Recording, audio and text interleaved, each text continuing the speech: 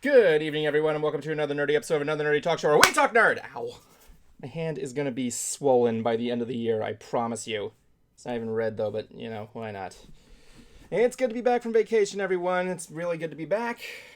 We got a lot tonight to talk about, especially with our first guest host in a while, Mr. Robert Addams, Hello? musician. So, with that said, we got a lot to talk about. So let's start up here. We got trailers for only one thing that came out, to my knowledge, which would be Wednesday Addams. Secondly, Mark Hamill is starring in a comic book about himself in one of his earlier jobs before cinema. Luke Skywalker used to work at Jack-in-the-Box. I swear, this is great stuff. Halloween Horror Nights announced some new haunted houses this week, as well as some returning elements. Only one that I can think of, but they've got the news slow out there, and everybody's getting excited regardless. Also, the popular anime series One Punch Man announced its third season this week. Going to be getting some more insight on that. And lastly, we got some leaked screenshots for the upcoming Fallout TV series. All that and more on tonight's episode of Another Nerdy Talk Show. Cue the opening!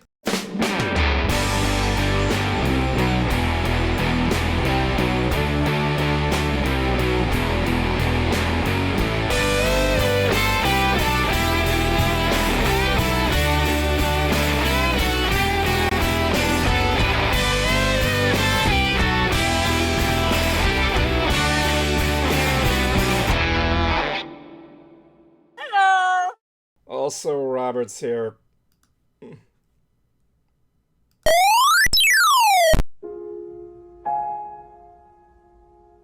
now it's time for your weekly vocabulary builder, helping you make other people feel stupid since the dawn of man. This week's word is Annals. It is a noun. Definition: a record of events arranged in a yearly sequence. When used in a sentence, you can rely on ants to give you the best annals.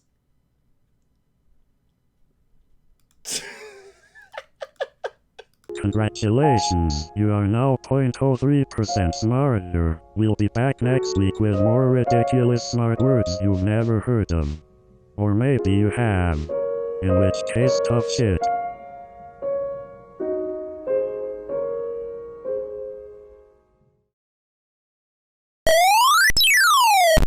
Welcome back, everyone, to another nerdy episode of Another Nerdy Talk Show, where we talk nerd.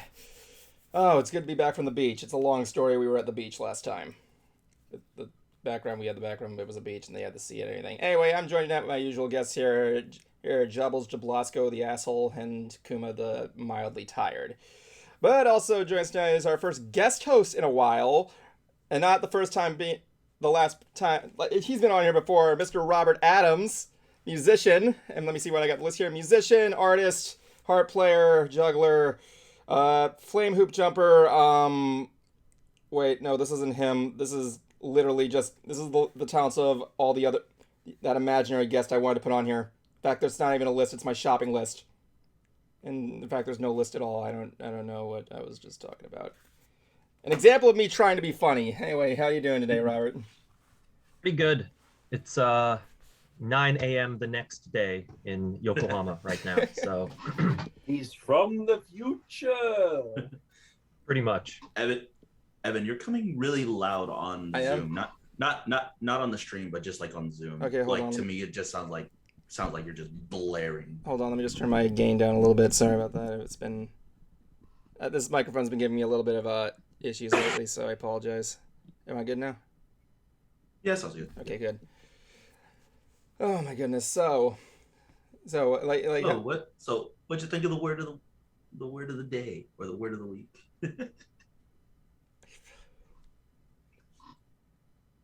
I have right here the other word I wanted to send you. Oh really? What was the other word? Dare I ask? Coming tonight. That's a word. Mm-hmm. That is one full. Want to guess how it's spelled? I'm afraid to ask. Do it. CUMMINGTONITE. Congratulations, Robert hasn't even been here for 5 minutes and it's already gone to hell. No, Negative. perfect. What's the definition of that word? I need to know it myself. Magnesium iron silicate. Was it like an element? This material probably has the sexiest name ever. Basically, just like a rock. Okay. I see. Yes. So to use it in a sentence would be like, "Hi, I want to order 3 pounds of coming tonight." Pretty much. Pretty much, yes. In a way, yeah, it'd be kind of. I think it would be more on the words of just like, yes, the archaeologist is examining a lot of coming tonight. That works. Why do I get the feeling this is going to be the title of this week's stream? I'm just going to... I've done as a note. Oh my god. So how's the weather over there in the land of the rising sun?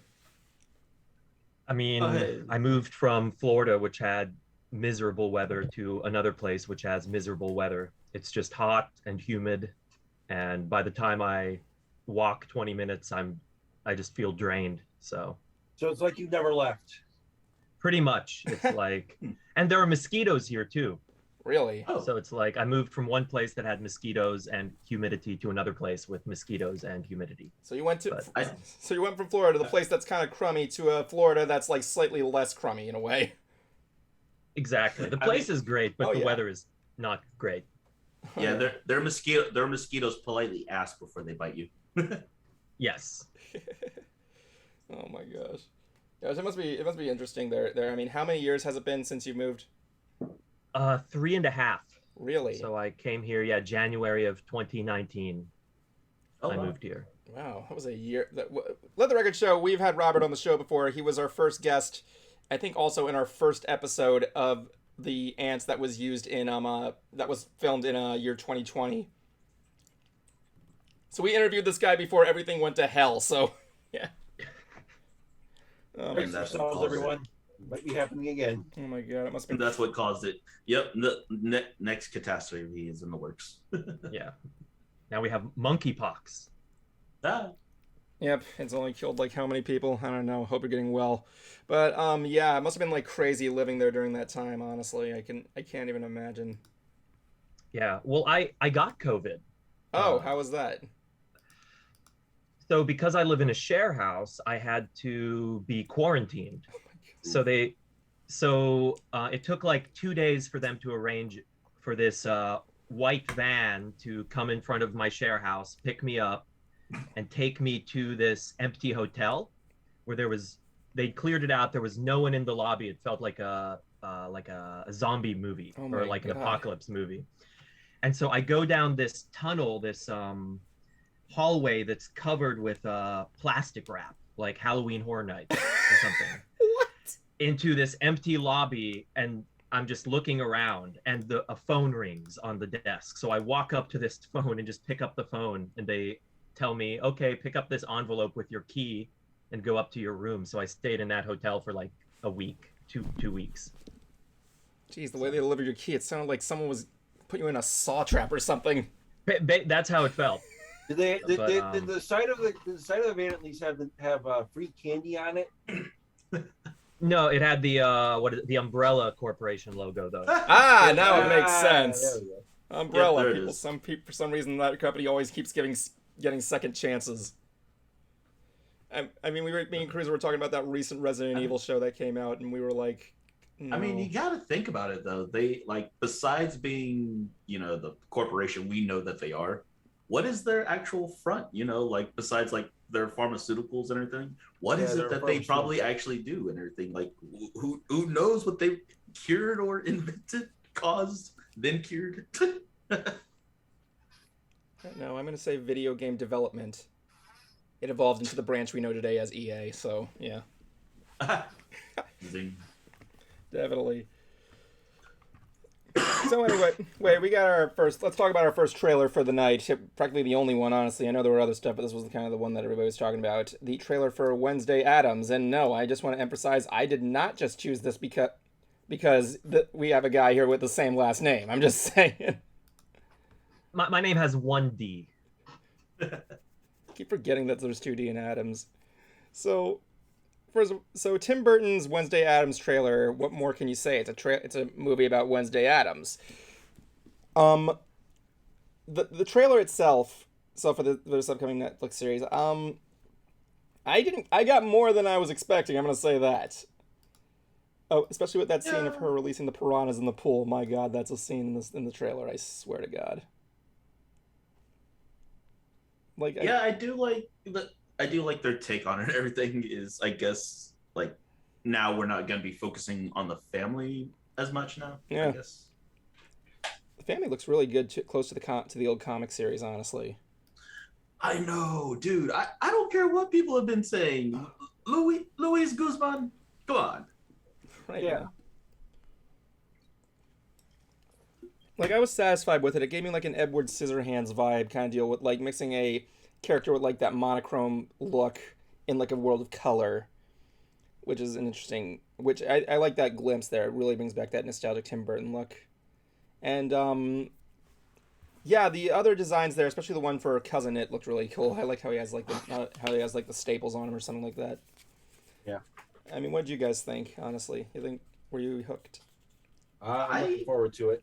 Yeah, I mean, like again, we talk about the Addams Family a lot as much as we talk about South Park. But yeah, I just really love the idea, and again, especially the whole new look that they're going with, especially going for this nostalgia feel. I'm all for it, at least for this kind of way. I liked what I saw there. Robert, what do you think? Like I'm looking forward to it. I like it seems to be focusing on like the boarding school wherever she's staying, like what she's doing. So, I mean, I always like kind of fresh takes on old, franchises or whatever. Oh, really? Like, do you have any like recent examples that you could think of that you were looking at? Let me think. I mean, I do hate to say it. It does obviously look like she's taken to the home of just like the home of the freaking crap. Why is the name of the Harry Potter house getting away from me right now? Hufflepuff. Ravenclaws. It looks like she just like seriously, this whole blue pattern, like everybody's outfit. I'm right here just going like, okay, so this is obviously Ravenclaw house. Where we'll see the other houses later on. Dude, Ravenhouse gets a fucking pull, man. Except not anymore. It's just gonna not be blue anymore. It's just gonna be red. That I was not expecting to see in the trailer. Her unleashing those CG piranhas and seeing actual blood in there. I was not expecting that to happen. That was them constantly talking about them doing things like that is different from them actually doing it. Tim Burton went crazy this time. In a good way, maybe. Hopefully. I don't know. And what was for the the last show, one? or did he go crazy? Good point. I mean, the only other show that brought up nostalgic right there, I can't really think of anything like recent that did that. The only things I could think of would probably be like He-Man, but I don't know if that did really well. But I mean, well, I have Mark Hamill as Skeletor, so we know what the only good thing was. Yeah, more on him later. I was not that much of a fan of He-Man. Me neither. Pretty okay, but yeah. It depends on what you're looking at with movies or shows, honestly. But no, I'm looking forward to it. Let's just face it, you're looking forward to it more than you are the Munsters, Kuma. Wait, you mean the Spirit Halloween horror movie? No, the Munsters. You mean the special deleted scenes after the Spirit Halloween movie? I should probably give some more context here to Robert. So Rob Zombie is making a Munsters special, like a Munsters series on Netflix, and the poster looks like something you'd see on like Spirit Halloween. Wait, no. Is he making is he making a series? I saw the trailer for the movie. I think it's a movie, but like it's supposed to be a prequel because it's supposed to just be about like the husband and the wife, I guess, getting together. Yes. Like after we watched it, Kuma went on this ranting spree like for the first 20 minutes of the stream. It was so funny. Like just saying like the whole trailer needs to have the Spirit Halloween logo just right there at the corner. Yeah, I think having it in color was a mistake. I think if they would have done it in black and white, then it That maybe would've been would have pretty looked interesting. better. Maybe that, But yeah, like And then well, it was in black and what white we at get one next point. week? Uh, I can't think of any recent movie that was in black and white. The only one I can think of that goes all the way back would be The Artist, but that was in 2012. So yeah, it's a good movie. Recommend it. You don't see a lot of black and white properties these days. At least they do until they reboot I Love Lucy. So yeah. Actually, no. WandaVision. WandaVision. I know that was a show, but yeah, Oh wait, yeah, that was in black and white for a while. like 2 episodes. yeah, Better Call Saul. A portion of the final season was in black and white. Like a good God. portion of the last few episodes was black and white. Oh my god, I still need to see Better Call Saul. And It's good. But yeah, besides For good stuff. besides the monsters, that as well too. And then what we get like a few days or next week, we get Spirit Halloween horror movie. Yeah, like a couple weeks afterwards, we get a trailer for a Spirit Halloween movie. It's like, what? Like, I was at my girlfriend's house. I get the trailer message on comicbook.com, and I look at this, and I'm like, this can't be real. This cannot be real. I go to my girlfriend. She's a horror buff. I'm like, you need to watch. I haven't seen this trailer yet. You got to sit here and watch it with me. I need to know if I'm alive. And of course, Jablonski was the only one who liked it because he eats the 90s like spaghetti. So yeah. I was the one that posted it. Oh yeah, you were the one that posted, but I didn't see your post. I got it on email because I was away from Facebook that day. I think I posted it in our group, but yeah, the only thing I was just really going like, wow, they got Christopher Lloyd for this? It's just nuts. Maybe. Oh yeah, speaking of the 90s, happy birthday, Jablonski. Really glad to see you reach level 31. Yeah, I'm supposed to figure out what my next feat is, or if I'm taking skill points. Have you learned a new move? Not yet. Hopefully, it will be organizing my fucking life.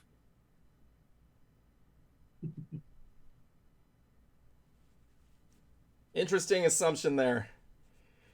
So yeah, that was really much the only trailer that was released this week. I know there were a couple more, but like, you know, this was the one that really stood out. I couldn't really get to them because of my cutoff time, but we'll get to more hopefully next week. Once again, guys, I'm going to be also saying that we're not going to be doing an episode of Ants on 2 weeks of straight into September. I'm going to be away at Colossal Con with Bruce Carr. Come see us. We have balloons. Balloons. Yeah, we got. I don't know. And they float. No, they don't. They don't float.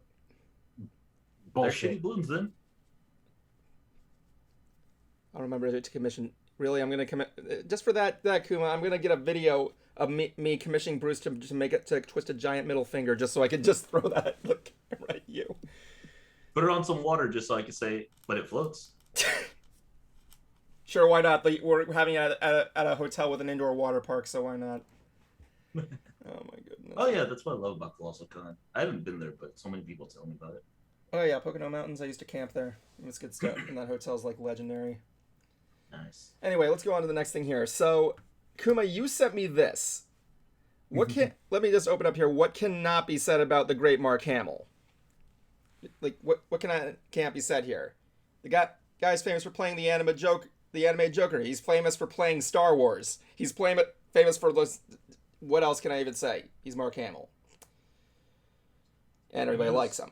But where was he before his acting? I'm just gonna ask you guys here. Like, disregarding how you know, they're like, before even hearing this news, what did you think he did before acting? I need to ask each one of you.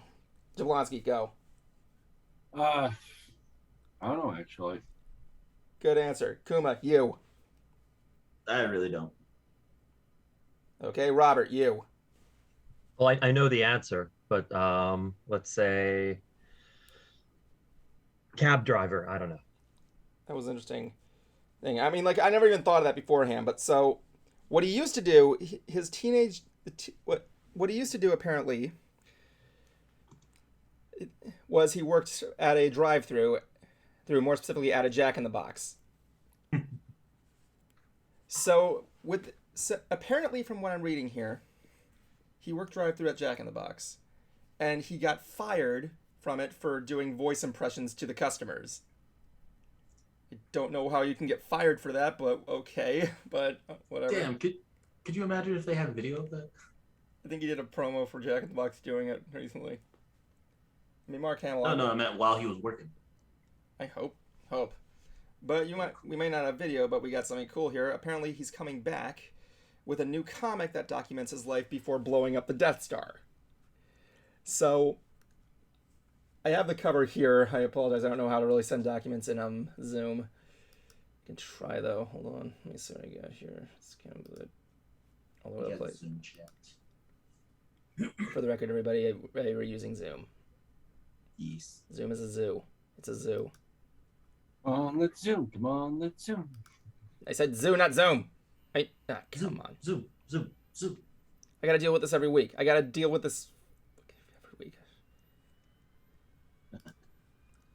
Damn it. This really stuff there, all this stuff. All the other BS. Come on, where is it? Okay, here we go. So this image here I'm putting in the chat. This image that I'm going to be showing you guys here of the alleged cover that's being used to promote Jack-in-the-Box. I'm definitely going to, which means I'm possibly going to be going back to Jack-in-the-Box just to get this cover. This comic. And it just shows modern day Mark Hamill with the 5 o'clock shadow and everything with a headset on, and the Jack-in-the-Box that guy's just looming in the background here. If you guys got the photo, it's in the chat. If you haven't got there. I like this cover because it looks like Mark is like, Limmy's like, I know he's back there. I know he's back there watching me, breathing down my neck. Just like how I used to do when I was a kid, apparently back there. And apparently we got some previews of the comic book headers too. I'm just going to send you guys that as well there.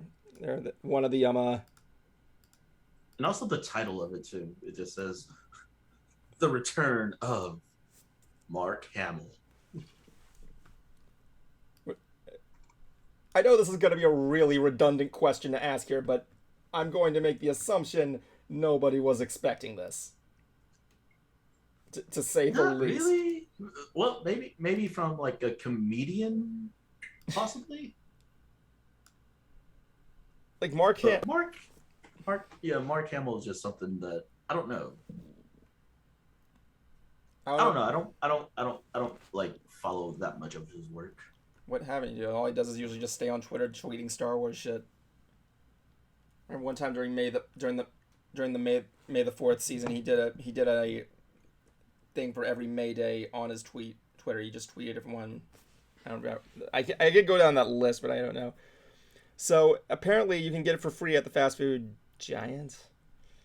And the synopsis is the never before told, mostly true story of Mark Hamill's early days working the Jack-in-the-Box drive-thru and his bittersweet departure. It's a story of fate, friendship, and redemption. Decades in the making.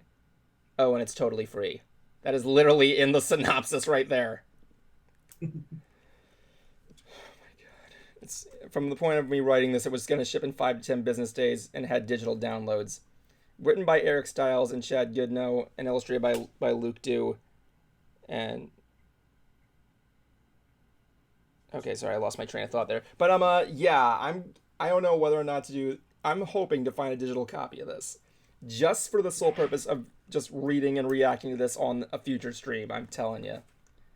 It'll be posted somewhere, I bet. Yeah. Tumblr maybe. yeah, they said there.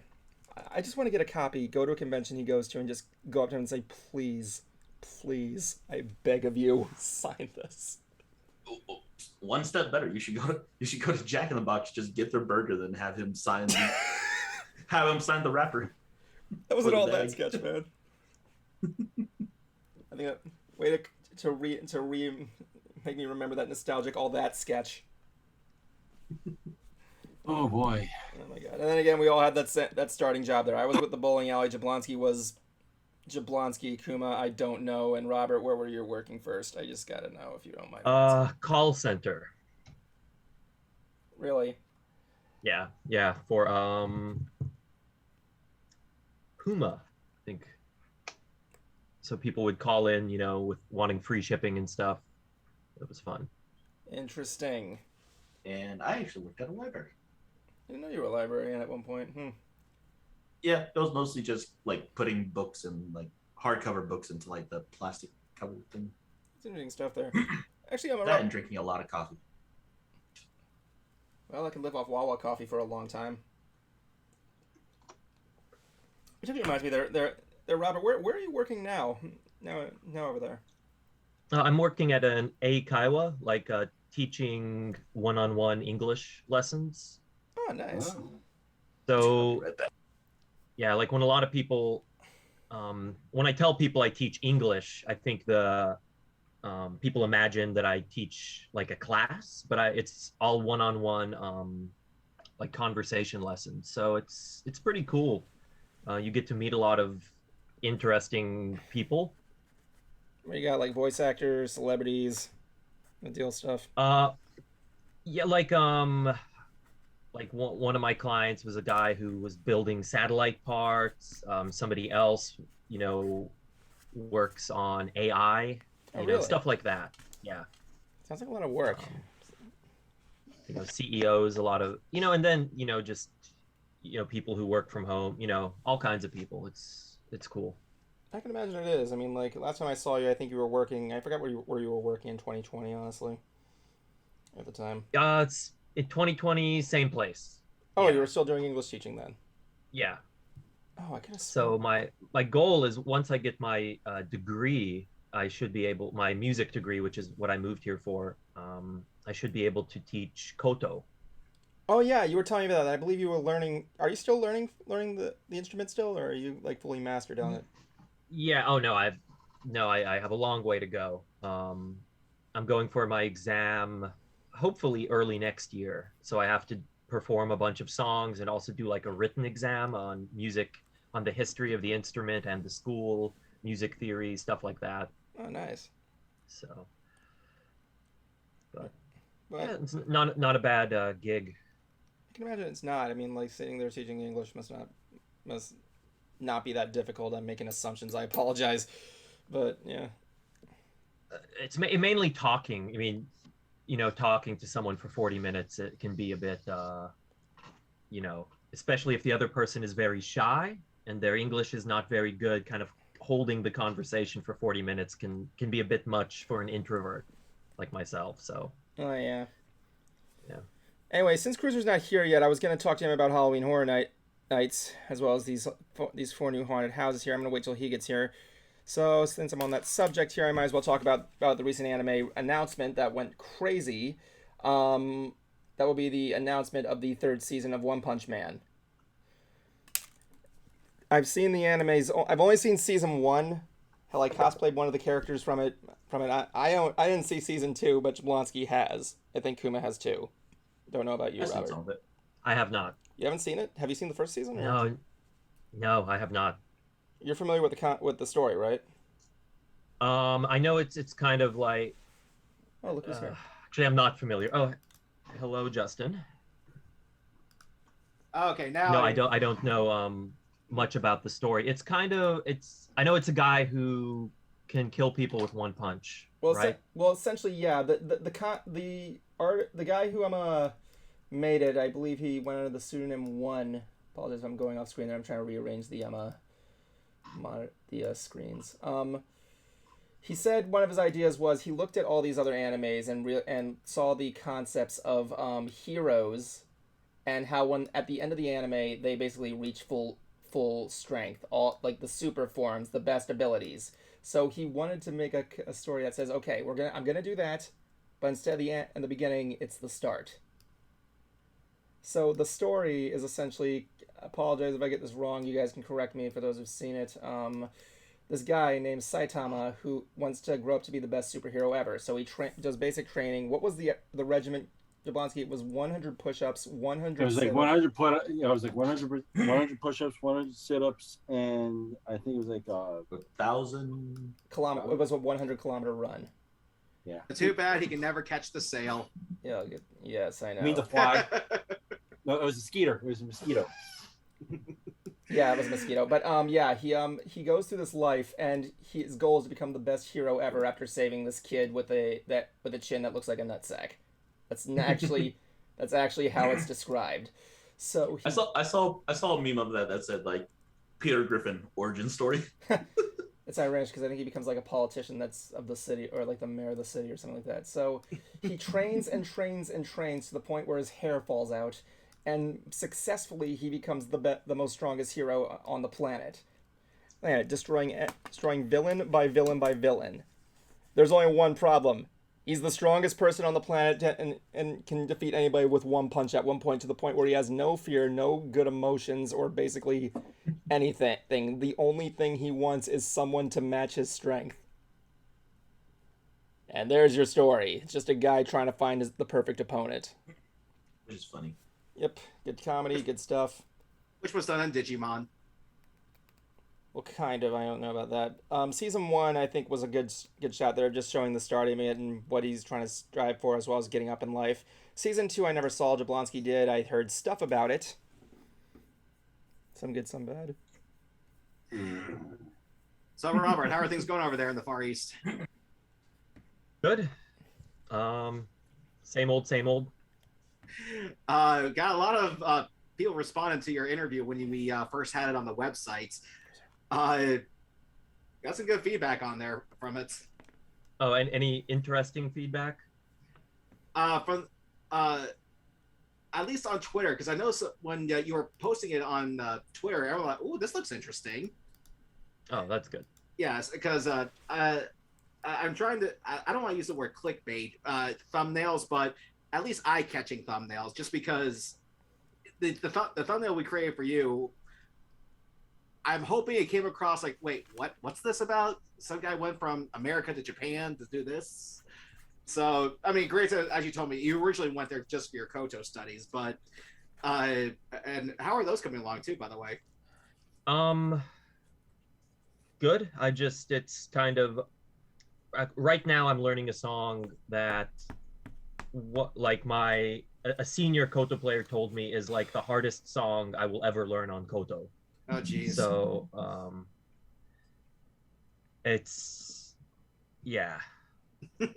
So, right, it's basically I'm just kind of plugging away at the songs and learning music theory and history, and hoping to go for the exam next February. Now, is that clock behind you right? No, it is not correct. Okay, because you're supposed to be like, what, 13 hours ahead of us? Yes. So it's 9:30 a.m. here. So you know what that means, guys? He's calling us from the future. Jablonski already made the joke. I already made the joke. I could not help it, man. It's right there. But you're just late. Sorry, but some of us have to work. Which, by the way, when I was at work, I ended up delivering food to my very first boss at age 14 when I started working.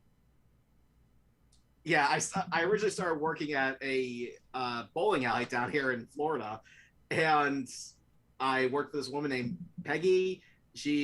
I was just a birthday party host. I only worked on weekends. That was when anybody booked a birthday party there. And 20 years later, I see her again. Like, I was not expecting this. And I look at her and go, "You still owe me that raise." Then he just smacked her, gave her the middle finger, and left. Well, that's what she did to the bowling alley. Because she abruptly left.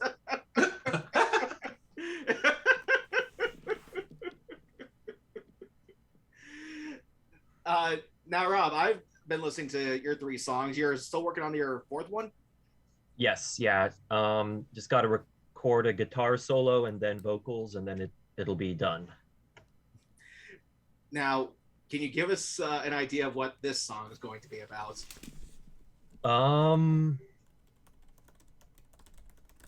Like lyrically? Yeah. It's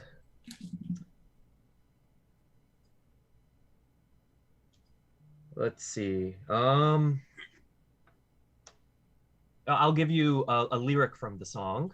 Okay. I'm not much for romance. I crave rivalry. if I have to hold back, it means you're too weak.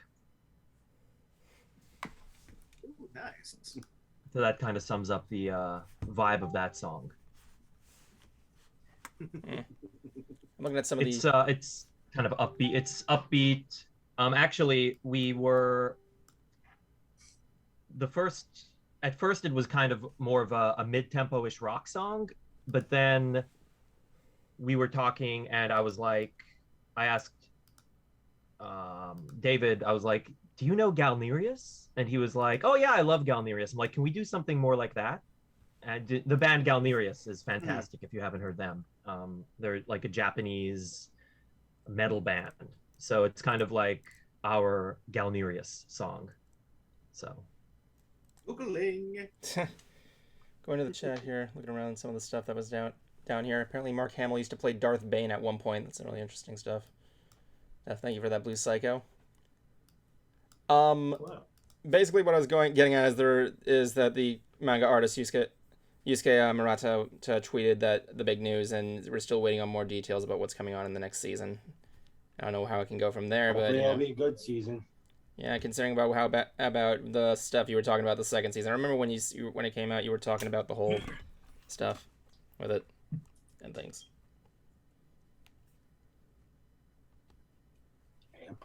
I don't know. It must have not been enjoyable for you, I'm assuming. No, it wasn't. Oh, dang, sorry to hear. Yeah, only some kind of liked it just because like I guess you get introduced to like a little bit more of the hero society, right, Jablonski? Or Yeah. like, yeah, because you do meet some of the like top heroes and things like that. But it was all right. I'll have to see it for myself and kind of judge for it, especially since the last time we saw anything from this series, it was 2019. But yeah, aside from that, it was just some anime news there. Cruiser, I also wanted to bring in this thing here. I was waiting for you to come on for the news of Halloween Horror Nights. Ah, yes. Okay, so one thing, as you know, I'm going to imagine you're going to be going to this event like multiple times this year, I'm assuming, because you go a lot to Halloween Horror Nights. Yeah, got it on my sock. Ew. I was not expecting that to happen there. I don't know. Isn't there a Universal Studios park also in your area, Robert, or is that just California? it's in Osaka, I believe. I believe Universal Studios is in Osaka and Disney is in Tokyo. Oh yeah, of course. What do they do a Halloween Horror Nights event there or anything like that, or They do. really? Yeah, and it's actually different from America's. I can imagine it would be in several ways, but yeah. Now I'm really curious because I didn't know about that at all, so I'm gonna have to look into that. I can imagine. Oh yeah, I'll send you the link, dude. Yeah, please. It's kind of like when you look at the Tower of Terror ride in Tokyo, and it has a different story from the Twilight Zone because they can't show certain things or something like that. But anyway, here's some of the houses that we got here. Also, we got confirms that the Death Eaters returning to Hogsmeade. My theme park fanboy is gasming in the head, but my nerd mind remembering that who the Death Eaters are in Harry Potter is going how does that make sense? Anyway, Say the name of the tavern again, please. The tavern, or you know what I mean. Say the name of it again. the Hogsmeade. Yeah. It's Hogsmeade. Yeah. Hogsmeade or Hogsmeade? I don't remember. Right? Mead. Okay. There's a funny story about that. I read Prisoner of Azkaban, and I had a different pronunciation of it. It would be interesting if Universal Osaka did a Japanese urban legend Halloween Horror Nights, says Blue Psycho Ranger on our chat. Yeah. I actually kind of curious to see Harry Potter have their own haunted house, because while Harry Potter is not a horror movie, there are some dark things that happen in the series. Yeah, it's like Doctor Strange too. There you go. Come on, let's just face it. Cruiser wants to venture into the Chamber of Secrets, so yeah. Sure, why not? But anyway, there are a total of 1, 2, 3, 4, 5. Yeah, just about 5 original haunted houses that were announced. I'm gonna go through each one. Just real quick here. Each of these are haunted mazes, houses, whatever you want to say there. The first one, oh yeah, I got the photos of it here as well. Excuse me. The first one, Descendants of Destruction. Deep in the subway tunnels below an abandoned toxic New York City, mutated humans fight for survival. But the deeper you and your Scream Squad members go, what the fuck that means, the darker your fate. In the fading light of the poison depths, hideous creatures who've long ago left their humanity behind prey on all those who try to make their way through the darkness. This sounds like a horror house where you're not going to see shit, so yeah. I would like that idea as like a video game, honestly. Yeah, it would be. Yeah. The next one we got here, Fiesta de Chupacabras. Visit a... Oh, hold on. I gotta get the whole... There we go. Visit a Latin American mountain village where the legend of the creature Chupacabra is celebrated with a colorful fiesta, and the streets are lined with crimson blood of tourists like you. That makes no sense. That makes so it's gonna be nothing but just a festival full of goats. Yeah, I was about to say that makes no sense. The Chupacabra doesn't bug humans. That's the problem for me. Yeah. I don't know why people are scared of it. It doesn't attack humans. Unless you're a goat. Unless you're a It doesn't goat. exist. Unless you're a goat man. I mean, Jablonski looks like a goat, so why not? I mean, have y'all ever had goat? It is delicious. It is. I've had lamb. Ooh, lamb's good too. Oh yes. Definitely. All right, next up we got here, Dead Man's Pier, Winter's Wake. And let me tell you, Go ahead. Ed. let me tell you, when it comes to anything water and winter related from a guy who used to live in Philadelphia, oh boy, that's not a good combination. I do like this logo though. Looks like something from BioShock. It's this year's Cold House, so Yeah, I'm kind of curious about that because, when it comes to locations in horror, I don't think people realize just how creepy like a frozen tundra actually is. Well, it really depends on the situation, really. Like, not many people are going to be, stranded in the tundra by themselves. Like, because, not many people are going to be like, you know what I feel like doing? Adventuring out into a snowy death area where I have no chance of survival half the time. You should see my camping trip in ROTC. Well, think about 30 days and 30 nights. I think that took place in Alaska. I mean, even if the movie wasn't that good, it's still a pretty interesting location for a horror film. The synopsis for this one is, there's nothing charming about this ghostly New England fishing village. A phantom sea captain is summoning undead fishermen from their watery grave. A grisly crew with rotting, barnacle-encrusted bodies. You may have escaped their hooks in the scare zone. Okay, if I don't see SpongeBob in this house, I'm going to be very mad. Release the Flying Dutchman. Now you better batten down the hatches before they reel you in and drag you under. That sentence makes no sense at all. If they're reeling you in, they're dragging you up, but whatever. I was totally thinking like a suspenseful like boat ride or something like that, but then like all of a sudden like we have like the undead fishermen. Yeah, I think they were there 1 year. There. Okay, next up, Spirits of the Coven. You're invited to a lively The Coven? Coven. Oh, right. Coven. You're invited to a lively 1920s speakeasy, but nothing sinister is brewing beneath. Oh, so this house is fine then. A coven of seemingly beautiful flapper witches will lure you into a hidden brewing area. I've already been lied to. Once they've ensnared you, they'll reveal their haggish true form and turn you into a witch's brew. They'll be cackling, you'll be screaming. I'd probably fall for that. Why did you make that? You probably would. Yeah. Have you ever been to a speakeasy? No, I have not actually. Exactly. I don't think I have either. They're amazing. And lastly, the one I'm looking forward to the most, because I think the name kind of speaks it all about how many people are going to be afraid of this. Bugs eaten alive. I can't wait. While touring a 1950 home of the future, you'll be swarmed by hordes of revolting insects after a pest control system failure. What? Unleashes them upon you. You'll soon be surrounded by many-legged horrors, growling, mutating, and laying eggs in human hosts. As they worm their way into your deepest fears, you'll be dropping like flies. I've already seen the Okay, this is how I kind of see it going. You know those expos that they used to do. Yeah. Like, think of House of the Future at Disneyland way back. Yeah. Something like that. That's what I'm kind of thinking is going to happen. Okay, like just showing us what that future or what It's the like, outcome oh, this looks is the like. house of the future. See here, like how the 50s used to fucking love that shit. And it just goes off the rails from there. Okay. So like just all humble and like nice and everything, then all of a sudden it just turns into the gruesome factor of just like bugs are killing us.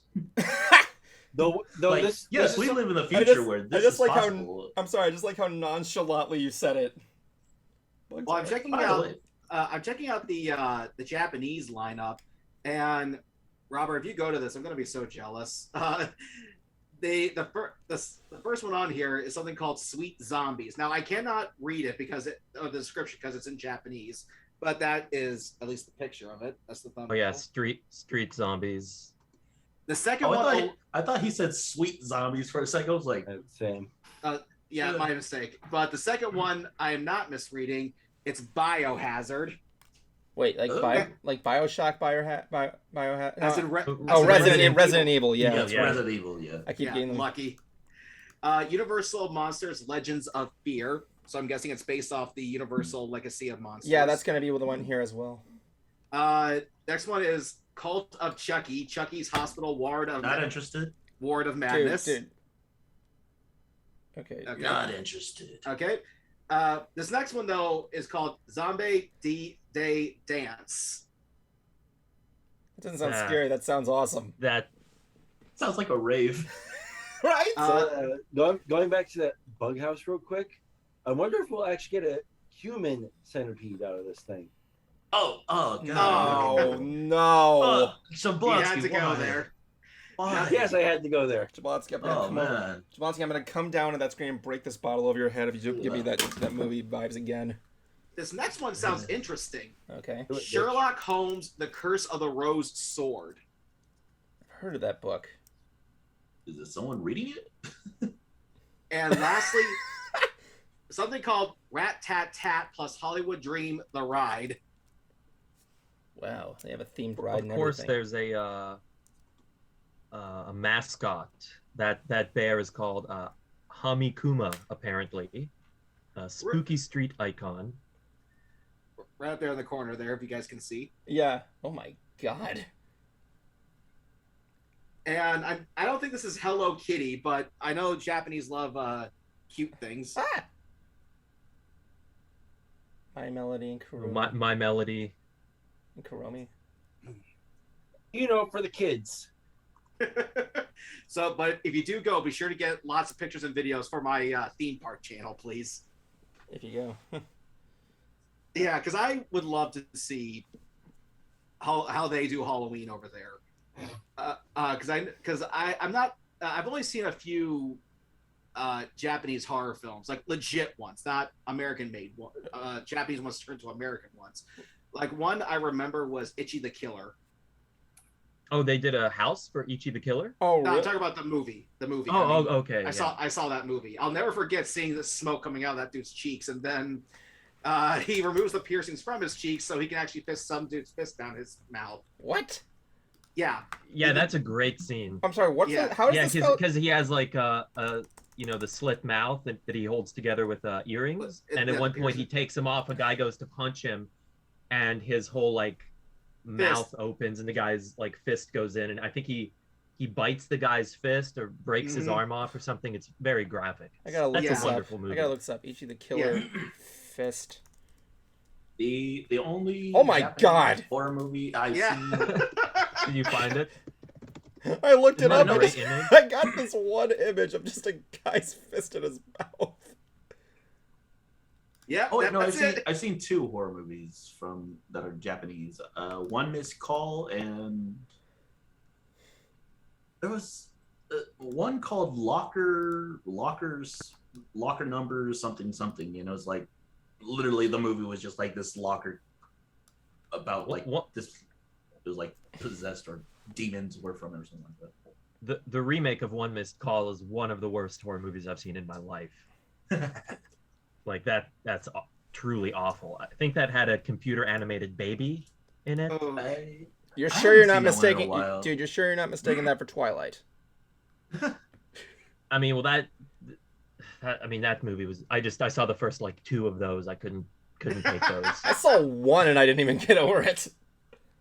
We had to watch it for a vampire class that I took in college. A vampire class? Yeah. Well, I mean, it was, like we read, we vampire stories and media from Okay, so we're throughout the talking about like history of folklore vampires. then. Oh, Yeah, the teacher that signed we off on talked that. about. It was a legit good class. I can imagine it would be if it's called vampire class. Come on, man. Yeah. Well, I remember. Like Oh no, go ahead. Oh, no, I was just saying. Yeah, the teacher. His name was like Dragon, and he always wore black, and he would make all these puns like, "Today we have a rich vein." He was amazing. He actually did. Please tell me he wore a cape. No, but he would wear black he wore black all the time.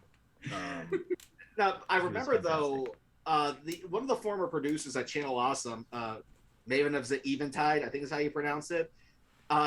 She was dared by Linkara to do like a top 10 good things about the Twilight series, but she could only really come up with 4 legitimately good ones.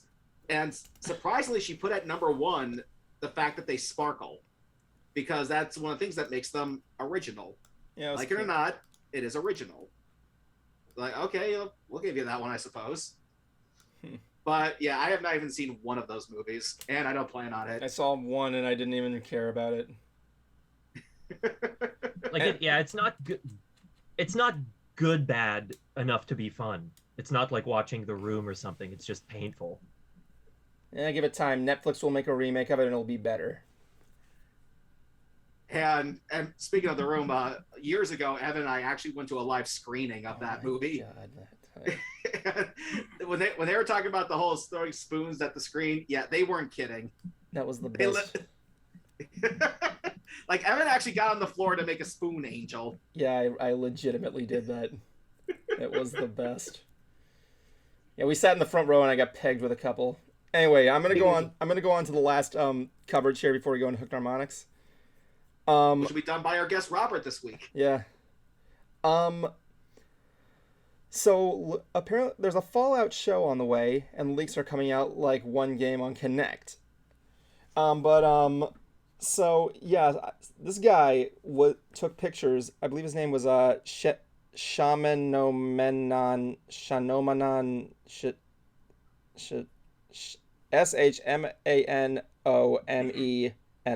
You have fun with that.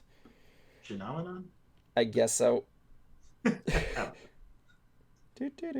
Anyway, Is it like the notorious M. Night? Phenomenon? Bumps. So apparently last week an image of the power armor from that's going to be featured in it was actually leaked. I actually put it in the chat room there. You can download it. It's just called 9. But yeah, this guy posted all these images that were of the set, and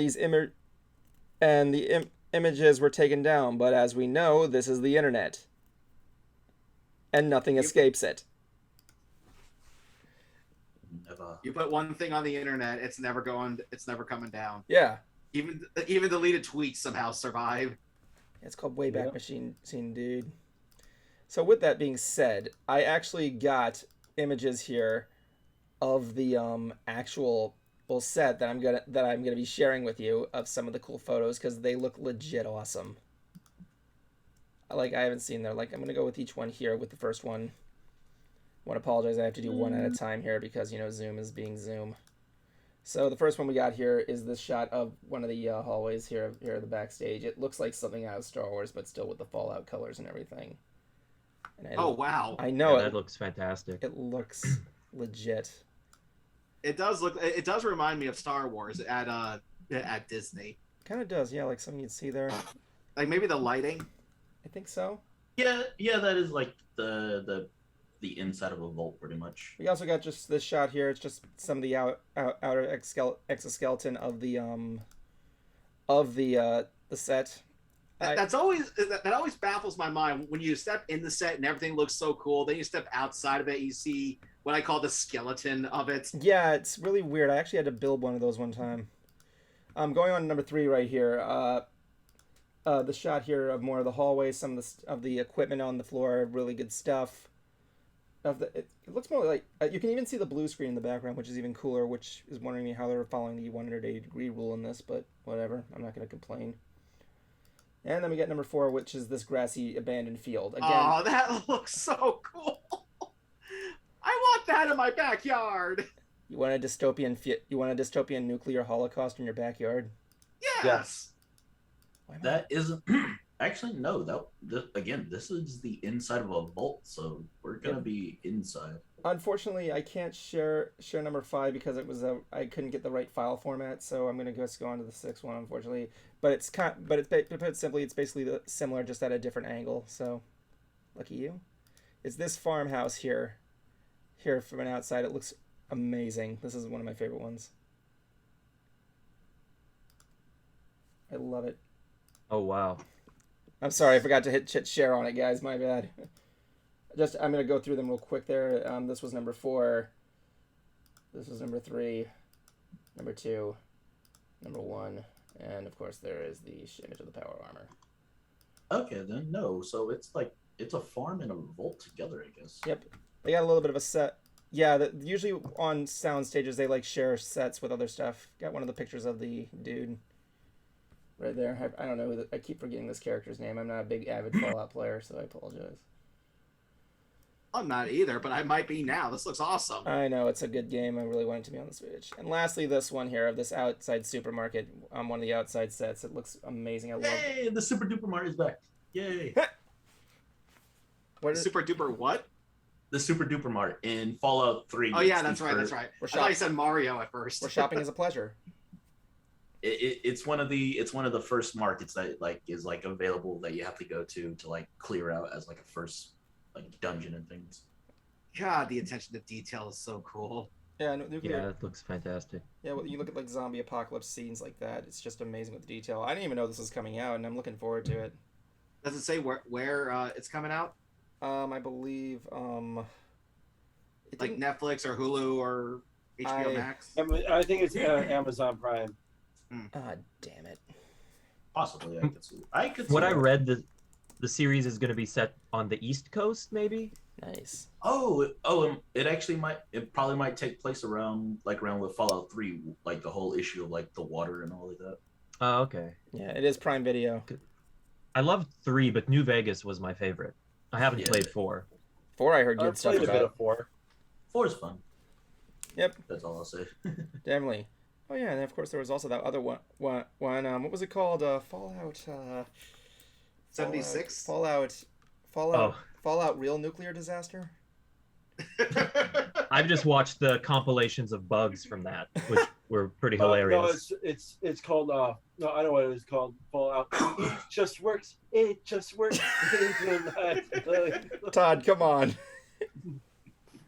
Dude, I want to say, dude, I saw the internet historians video on that. It was hysterical. Even better. It was called Fallout Skyrim Edition.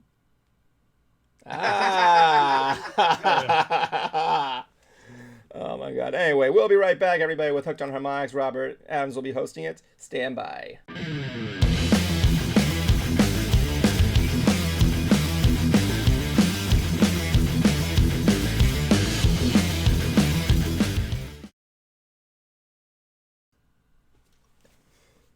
All right.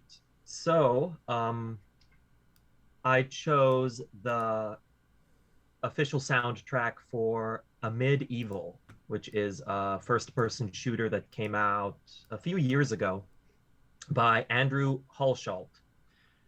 And he got his breakthrough because he did a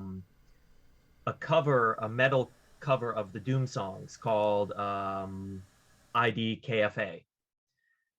But so he's really well known for kind of heavier guitar soundtrack music, but the Amid Evil soundtrack is more atmospheric, and the song I chose from that is called Aetheris.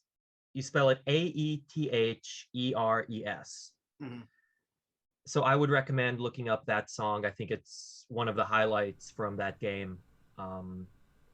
but yeah, all of his soundtracks are fantastic. It's kind of a cool story because he did the IDKFA, and then later he got chosen to do the soundtrack for the what was it? The expansion for Doom Eternal. So he is actually doing. He actually did the soundtrack for that expansion. So I think that's kind of a cool story of someone, starting off as a fan of something and then getting to work on the actual franchise. That's cool. All right. Is that all you got there? Okay. That's what I got. Okay, I'm gonna go switch it back there.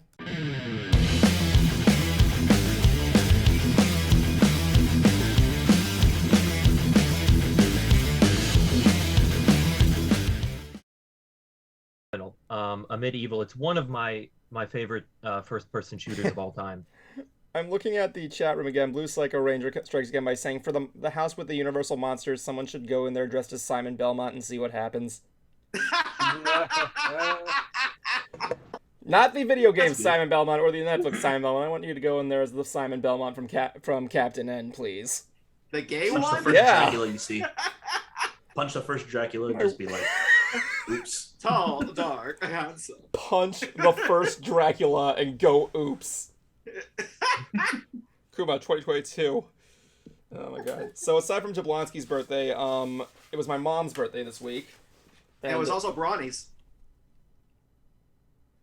Interesting. Anyway, I'm going to be in honor of her. My mom apparently was the girl who got me into anime, so I drew this for her yesterday. This image of Kimba the White Lion.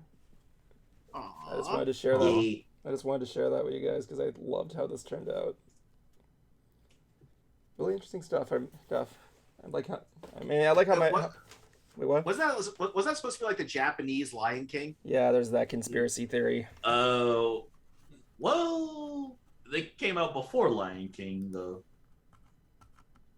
So they're both Lion King, based off Macbeth, right? Yeah, essentially. Yeah, pretty much. But yeah, like Kimba came out first, and like Lion King pretty much copied it, but changed it from Kimba to Simba. Oh my god. I honestly don't believe it was ripped off. I thought it was just.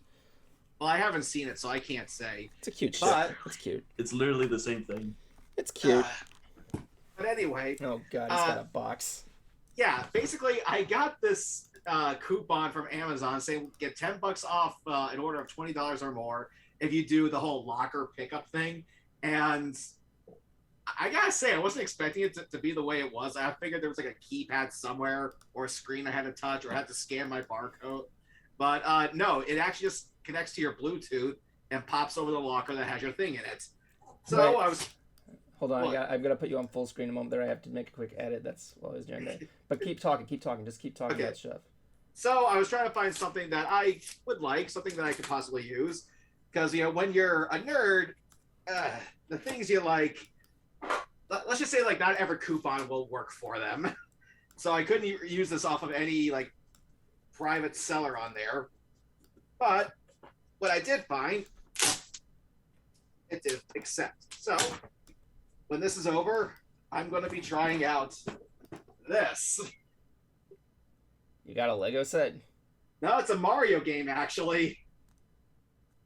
The idea is Board that game? the idea is to get the marble up the hill. Interesting.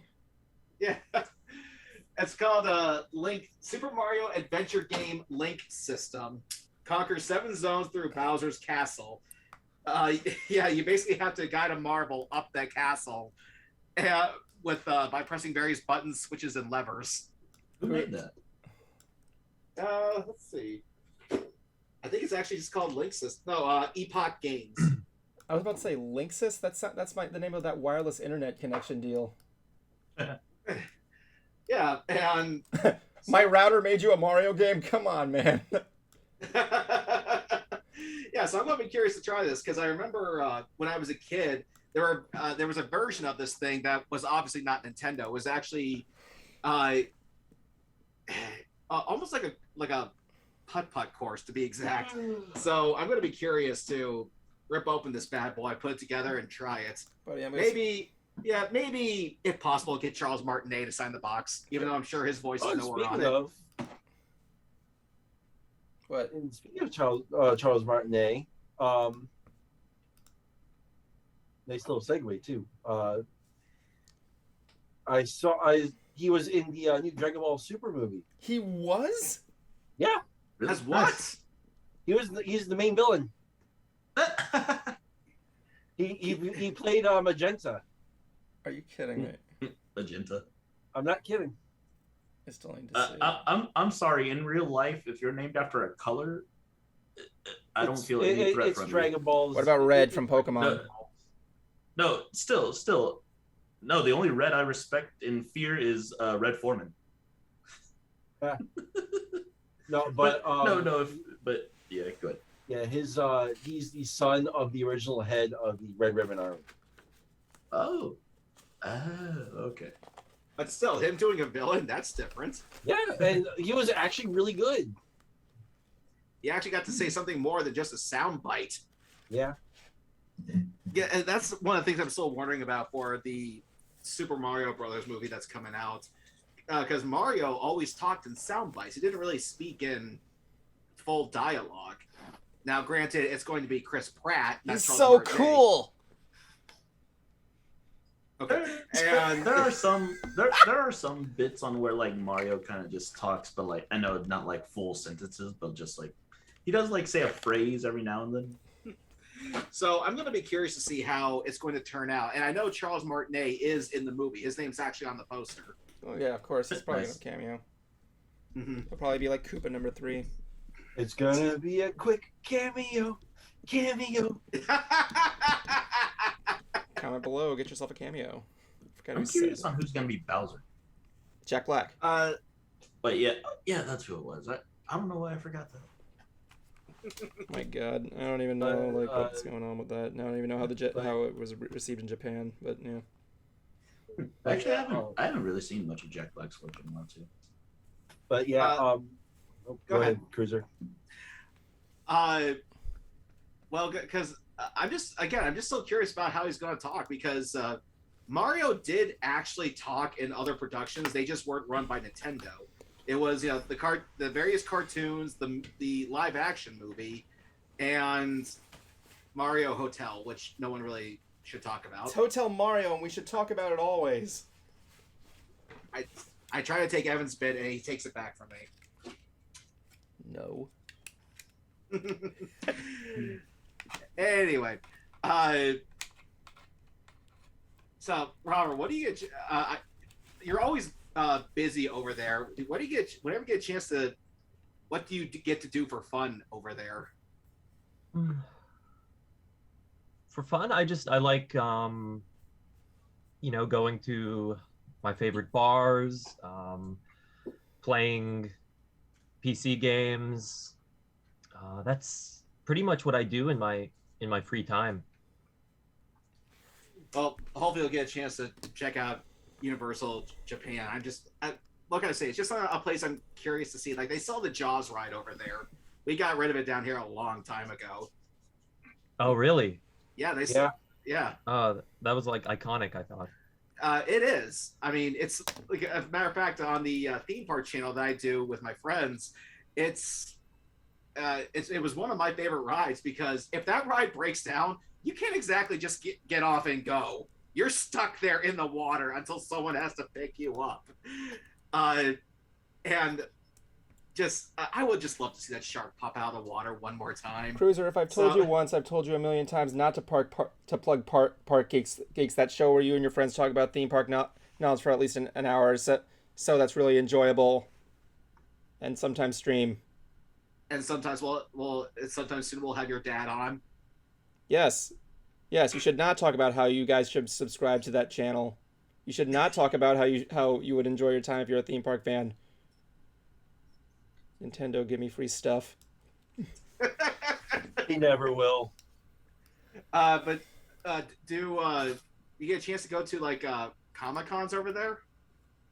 No, not really. I mean, well, I'm sure you've heard like conventions in Japan are totally different than conventions in the U.S. Oh yeah, Actually, I've no, heard. I have never heard that. I've heard. It's just very different. Like the things I haven't. Well, first of all, I mean, like I got here shortly before COVID started, so I haven't really had a chance. But the things I like about U.S. cons, kind of the freedom and just the craziness, I feel like wouldn't happen here. So I haven't really felt any desire to go to cons over here. Oh yeah, Really? that's right. So I never heard that they're different. How are they different? Well, Uh, Come on, I gotta hear this.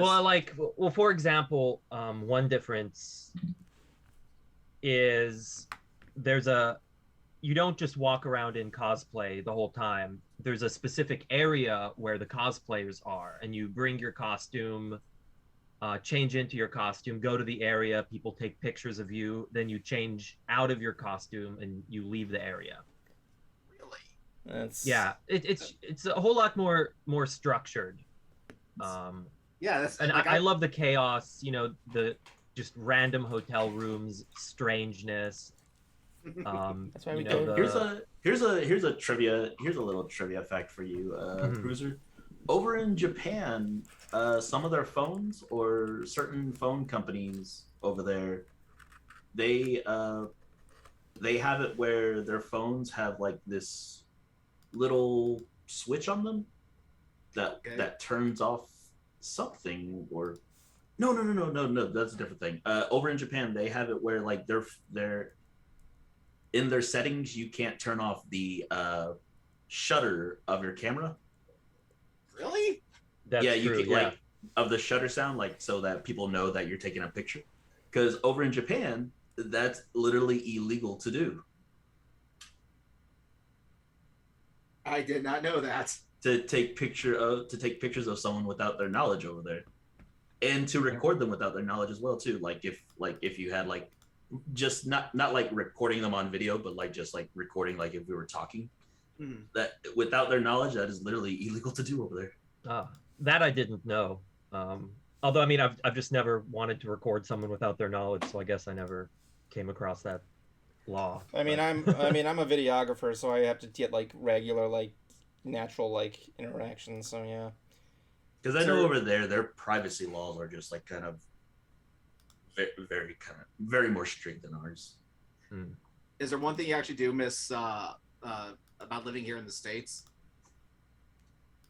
I miss the Southern barbecue. I miss and I miss good thick American hamburgers. They have it thin as hell over there, don't they? Jablonski, their medium sizes. I mean, no, our medium sizes here are their large. Wait, what? Yeah. Yeah, let me see What if we consider a medium is what they would consider large. Guys, Especially like the same thing when I went to the UK. This is just making me cool. We'll send Robert a burger from America. Yeah, so this is a regular size coffee. This is regular. I think it's smaller than Starbucks. I can't. Yeah, like next to my coffee cup. This is regular. This is a Trenti in Starbucks here. This is a medium at racetrack.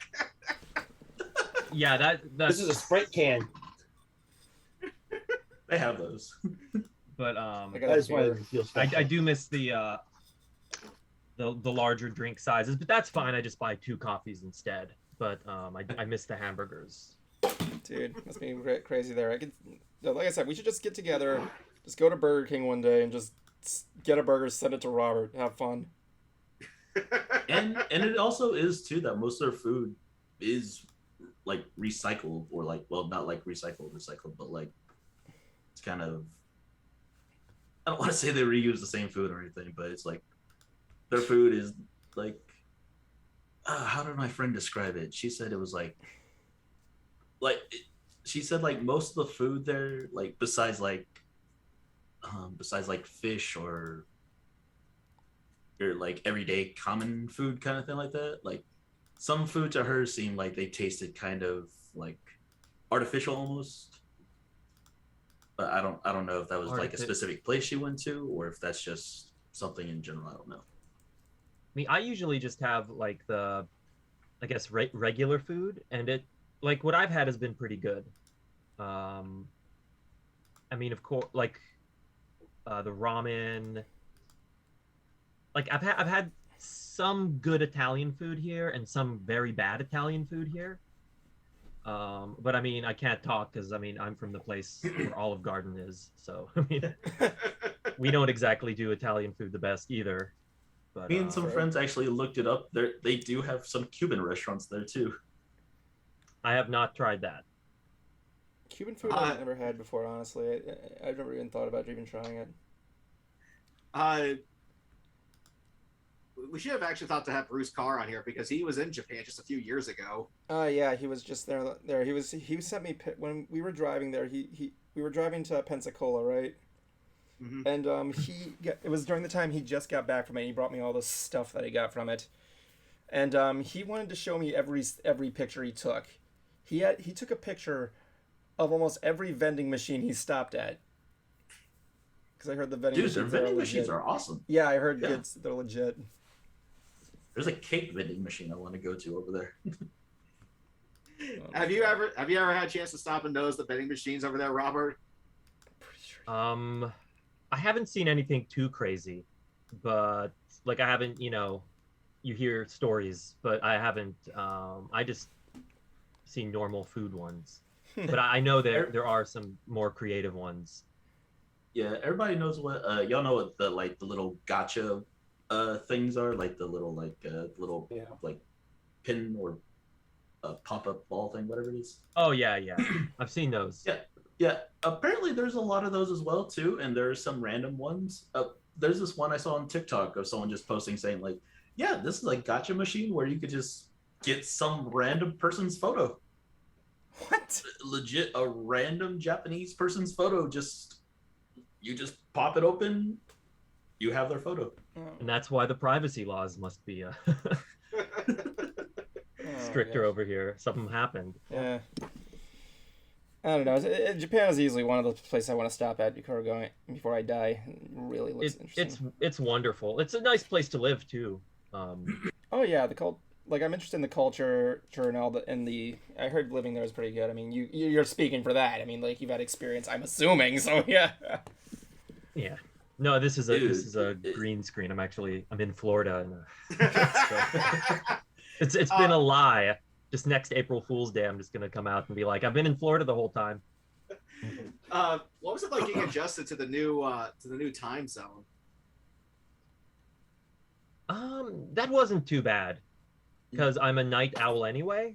So it just kind of switched over. That wasn't bad at all. Yeah, because like I said, I went to California this past year, and it's only a 3-hour difference. And yeah, I'm a night owl too, so by the time it's midnight there, it's 3 a.m. here. But as we said earlier, just an hour ago, you're like 13 hours ahead of us. So I had to imagine that it's got to be more different than, say, if you were just going to California. Yeah, it is. It's difficult to like schedule hangouts with friends because I do try to, like I have wine meetings with one friend, and then I watch movies with another friend. And so if we have a wine meeting, it's 8 in the morning when he's drinking, and like 9 at night for me. So he just gets to day drink. Nice, man. Morning drink. Dude, I work at the theme parks. I wish I could day drink. I'm diabetic, so I don't drink, period. That's why I was asking about those wine questions there, Rob. Because turns out there's actually Rob is a wine connoisseur, and no kidding. There's actually I wouldn't say connoisseur. I'd say wine enthusiast. That's a better way of putting it. Yeah.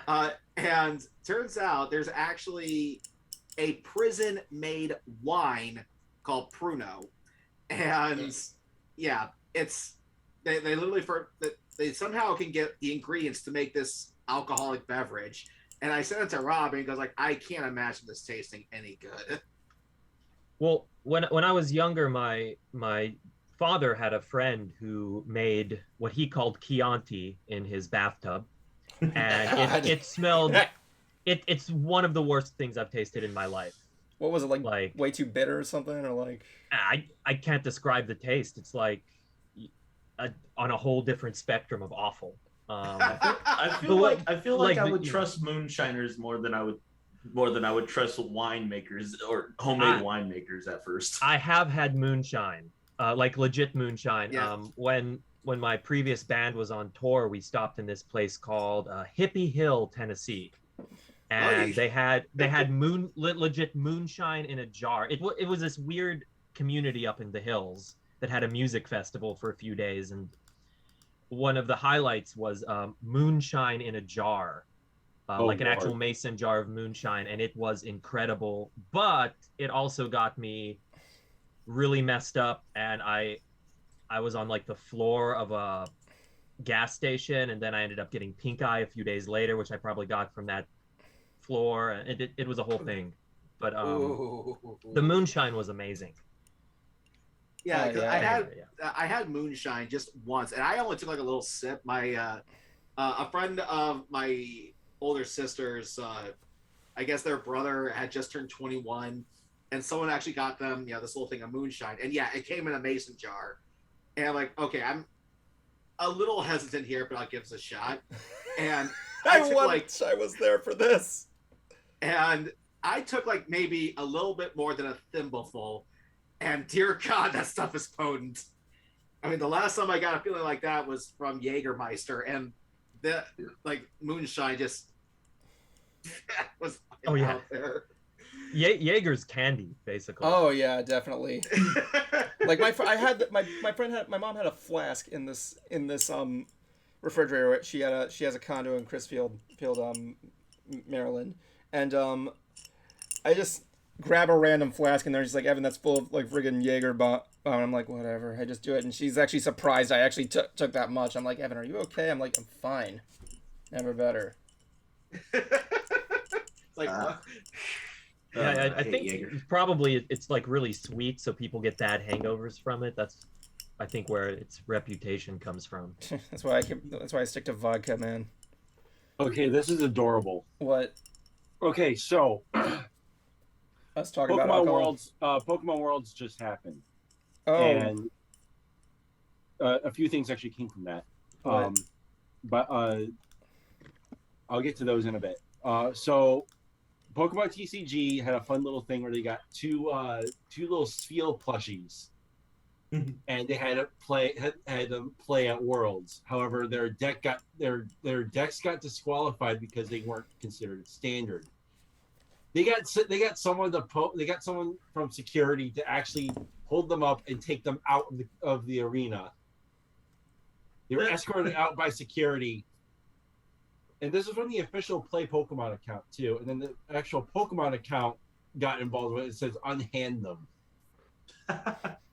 And then it shows another picture of them outside of the event hall with another security guard telling them to go. Oh my God. And then someone else, then in where was it? Then there was a couple other updates from it, where they managed to sneak back in with a fake mustache and sunglasses. And we're at the announcer booth too, as this was going on. Oh my God, really? Yeah, but a couple things did come from Pokemon Worlds. One thing was a new trailer for Pokemon Scarlet and Violet. Nothing too big. Yeah. Nothing too big. We got a new Pokemon out of it. And you got to see what the legendaries can do, basically. Yeah, what's cool. possibly the pre-evolution. And we also got to see some of a new item, a new move, and Pokemon TCG. I thought you stopped playing that. No, yes and no. I still love it, but at the same time, I just haven't had enough time to actually play it again. Oh my God. I want to so bad, but work is a fucking insane hellscape. I work at the park, so I work at a hellscape every day. Cute. And even Cruiser can vouch for it. That's adorable. Yeah, isn't that sweet, Evan? You want to pick a You fight Y'all on. want to trade jobs? Sure, why not? I'm gonna bring it out. I'm bringing out the picture. I'm bringing out the picture. You know the picture I'm bringing out. I'm gonna say it again. I know. I'm gonna Sure, say it why again. not? Yeah. Do you even know what I'm talking about? But Pokemon TCG, they are bringing back the Pokemon EX What cards. the frick is that picture? Okay, here. Yeah. Pretend shock. As I usually say that. Yeah, you fight battles. I fight wars. Cute. Yeah, cute. That's really lovely, Evan. What is that? I can't see. Essentially, this is a sea of people that I got at that worked at Tomorrowland one year. I took it. Do a couple doubles in the ER during peak times, essentially the holidays. Oh no, I'm assuming. Then you come guys, back to me. well, no, I really do assume you guys have hard work. So yeah, that must not be easy. That's what Evan usually says when he knows he's going to lose the argument. No, I'm being sincere. I'm being sincere for once. I'm just making a jackass of the statement. I know. Ooh, I also have a picture of Brawny's one mistake. But one thing though that I do like about at least the people of Japan, I saw this in a few videos. They're actually a rather understanding people. Like, because I know that if an American tourist comes there, they're not going to expect you to know the culture, know their language. They know fully well that you're a visitor. It's cool, no sweat. But it's not even just with that. I remember when that live action Ghost in the Shell movie was coming out. I think there was some people up in arms the fact that the lead character was not played by a Japanese woman, or at least a specific woman. They showed the people in Japan the trailer, and it didn't bother them because they knew this was an American movie. So of course they're going to hire an American actress. Meanwhile, people here in the States were getting so up in arms over it when they didn't care. Why the heck do you people? And also the other thing about that too was like, we're never told that the character's Japanese either. Like, we're mostly just told that she's a cyborg or robot mostly. It's like people expect us to, I guess, get it right, and there's definitely a time and place for that. But when it comes to making a movie, like, you gotta be able to draw people in because it's still a business. Then again, America never really got anything right. So ha. Also, and speaking of which, So you're saying Disney was wrong? Everybody was wrong in this world, Cruiser. Ooh. but yeah. So going back to what I was talking about, I saw the Dragon Ball superhero movie. It was really good. I still see it's topping box offices. I'm loving Oh it. yeah, it beat out. It's number one at the weekend box office for the U.S. Not to be confused with the music group of the same name. But yeah, what's going to? So essentially, it does not involve Goku and Vegeta this time around. Really? The main focus is Piccolo and Gohan. Oh, the best father-son duo. Yep. And how they actually keep Vegeta and Goku out is pretty damn hilarious. How so? Space. Sparring match. In space. I think that was a canon at one point during one of the games. It was a sparring match between Goku and Vegeta. No transformations, no world destruction skills. So in other words, it was that's just regular fighting. Yeah. Well, no, they could use energy blast, but it can't be they can't destroy an entire planet. Oh my god. And this was all to teach Brawly what he can do if he can control his emotions. My god, did they actually bring Johnny Young Bosch to voice him this time? Yeah. Oh, good. Then he was. Then pretty much asking if he was good is pretty much out of the question. Then. The essential bit, the essential plot of the movie is the grandson of Dr. Gero, the guy that made the androids in Dragon Ball Z. Of course. He is sucked into, well, manipulated in a way, into helping the Red Ribbon Army come back by creating 2 androids, Gamma 1 and 2. Along with another one. Mosh Josh says in the chat room here, basically a fist fight. I like your name, by the way. But yeah, they that's how it gets sucked. That's essentially the premise of it. And they also do really damn hard to avoid having Goku and Vegeta get in. So they bring in, of course, the Eternal Dragon makes an appearance. However, the first he was able to do 3 wishes now for Earth. One of them was kind of doing what the one Namek did on in the original series by unlocking Gohan's true potential, because Dende can't do it yet. Damn it, little green. And they're like, he goes, the dragon goes, "What is your second wish?" Like, I don't got any. That's really what I wanted. Bulma comes in, and we find out what she's been doing with the Dragon Balls. What's she been doing with the Dragon Balls? Wishing for money. No, plastic surgery. It's what's funny is that she goes like, I want my. She wants her essentially her butt risen to make it look more perky. Never would I thought that I'd hear the phrase "your buns have been risen by the eternal dragon." And that'd be a fun day in the writing room for that. Yeah, and then she makes another wish based on freaking plastic surgery, and right after the Dragon Ball scatter, she goes, why did we wish for him to teleport Vegeta and Goku back? It's like, well, you didn't think of it in the first place. Well, you didn't either.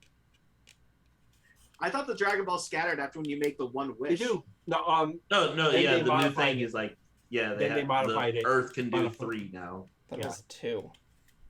No, it's 3. That's 3 now. Yep. God, I'm behind on this series. So much. But yeah, and we also get new forms, and we are extremely reminded why Gohan is top fucking dog. Oh yeah, he obviously is. Yeah, this is literally like pandering to all the Gohan fans and everything. Mother freaking rice. That's what it means. Gohan means rice, right? Yeah. Yeah. Yes. Robert, isn't there actually would you say there's an anime that's over there right now that you think Americans should check out? Actually, Why I is haven't it Fudo PI? watched. What? Why is it what? Why is it Fudo PI? Oh, God, I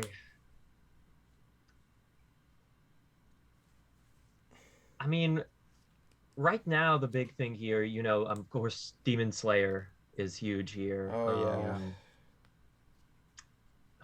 I haven't watched much anime in the past year. The last anime I was really into was Bungo Stray Dogs, which funnily enough takes place in Yokohama, which is the city I ended up moving to. Complete coincidence. But that's a good series, just because of the characters. If people want to check something out, they released season 3 of that like last year or something like that. I don't know. My sense of time is all screwed up because of COVID, but oh yeah, definitely. Maybe they released that 2 years ago. How that feeling is. But yeah, Bungo Stray Dogs is something I would tell that's people good. to check out. Yeah. Yeah, you actually brought that anime up in the interview that I did with you, because I remember you said you told the guitarist like that the intro to this anime is something that I want a song to sound like. Yeah, I was like, yeah, I sent him that as a reference track. I think it was Bungo Stray Dogs. Yep. I sent him some of the OST from that. Yeah, I even put a little clip of the intro in there. At least the visuals, not the music. Oh yeah. Yeah, that character who's falling, Dazai, is my favorite character. Yeah, So. the last anime series, I'm not counting the Digimon Survive game, that I checked out was Beastars on Netflix. And I gotta say, I actually like that. The characters looked so off-putting that I couldn't help but watch it. Well, Yeah, you're laughing. Okay, explain. No, just no. I had well, the main character. Yeah. They're kind of in the uncanny valley, having the human bodies and then just like they're not furries. They just look strange. Yeah. Yeah, actually, my friend Sarah, who I watch TV shows and anime with over like on video calls, she got me to watch that, and there was some cringe in that show. Really? But yeah, for me, I made fun of it parts. The main character just annoyed me. What the Legoshi was just obnoxious. But I love I like Louie the deer was a cool character, and the whole show was worth watching just for his name, the little like sheep guy or goat. Oh yeah. Like a goat.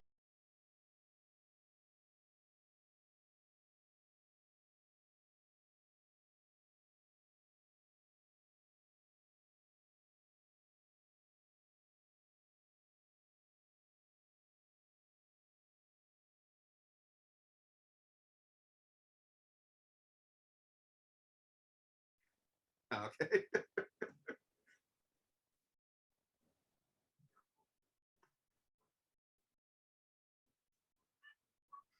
Mic check. 1, 2, 3. Mic check. Mic check. Check.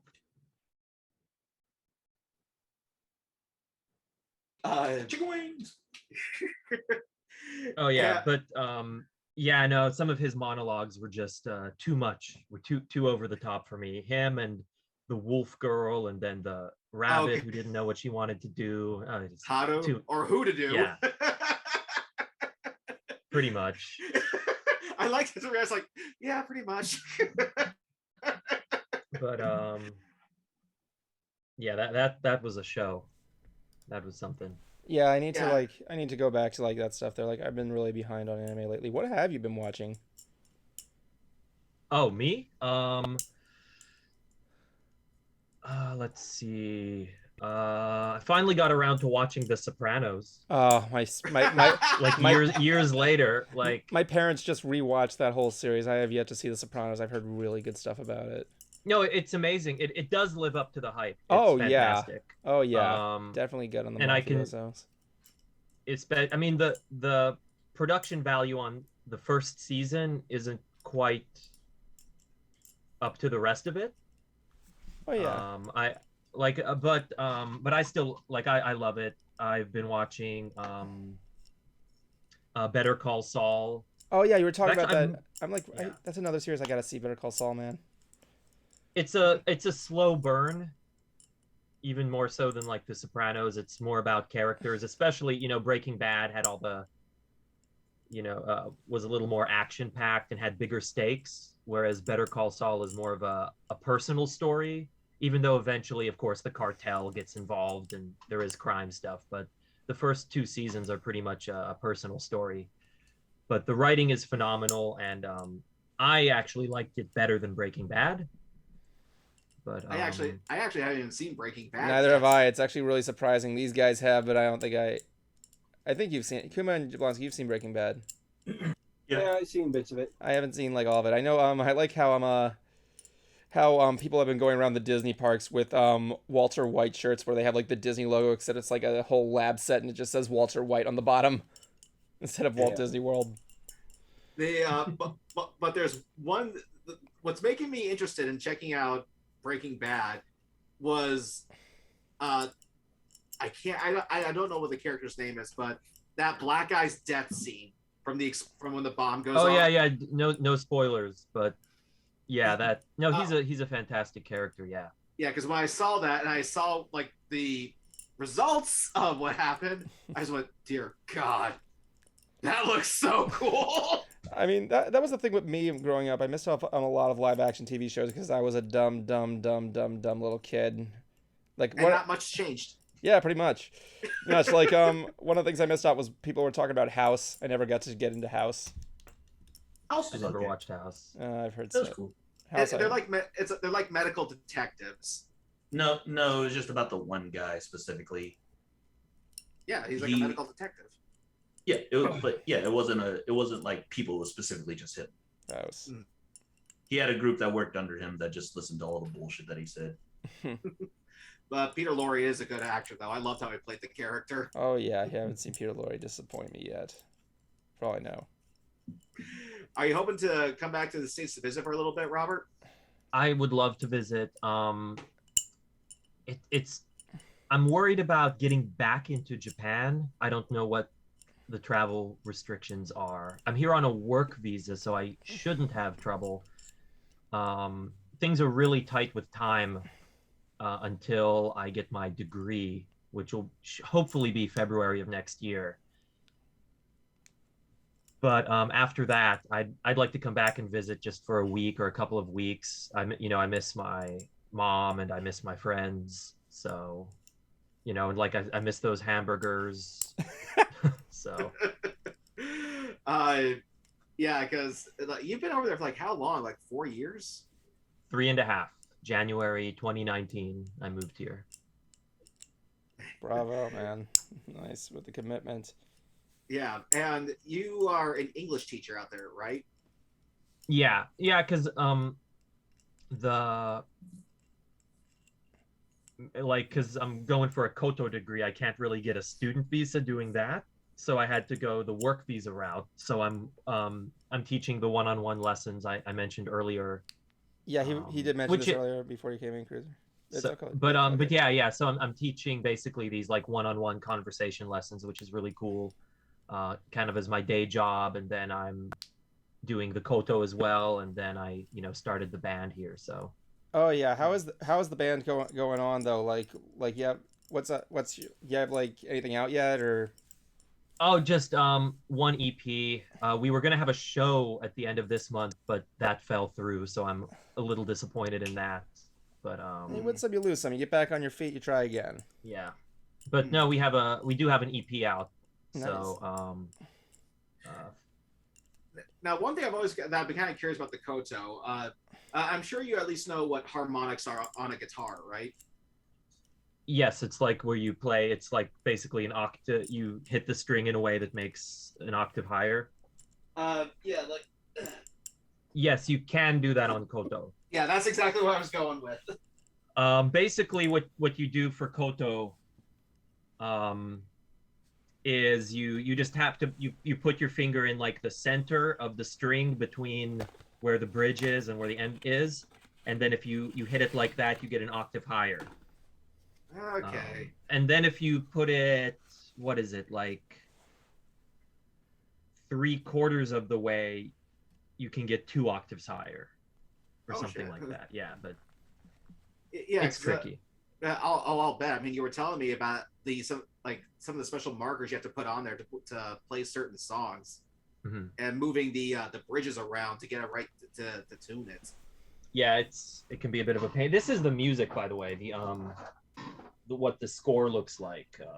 People usually find this interesting. So, I mean, of course, I'm sure you know what like Western tabs or sheet music look like. Well, this is like what Japanese music looks like. Oh yeah, the dear. characters.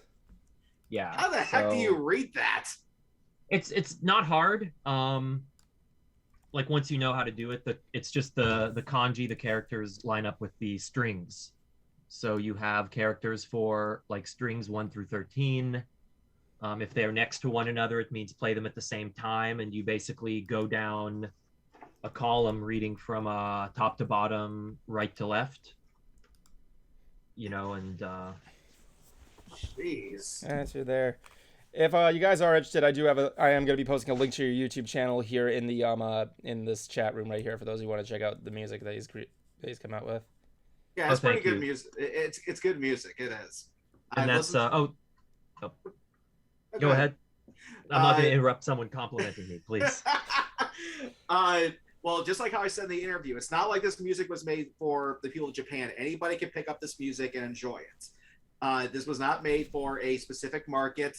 This is something that anybody can enjoy. That's good stuff. Yeah, you may. Thank you. I mean, I hope people in Japan like it also. But yeah, it wasn't made specifically for like a Japanese audience or an American audience. So and thank you, Josh, for the compliment in chat. Oh yeah, definitely. Lee Mosh, Josh. Yeah.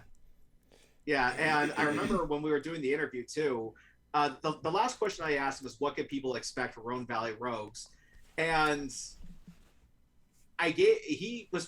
Robert was having trouble trying to come up with something, and I gave him an answer that he liked, but he goes, it sounds too pre-planned. I can't use it now. Yeah, and so then I answered, it was a good answer. It was like the like one follow analogy us down or something, but it take that. It wouldn't have rang true, and so that's why I just went with the answer authenticity. Yeah, the wine analogy, that was a good one.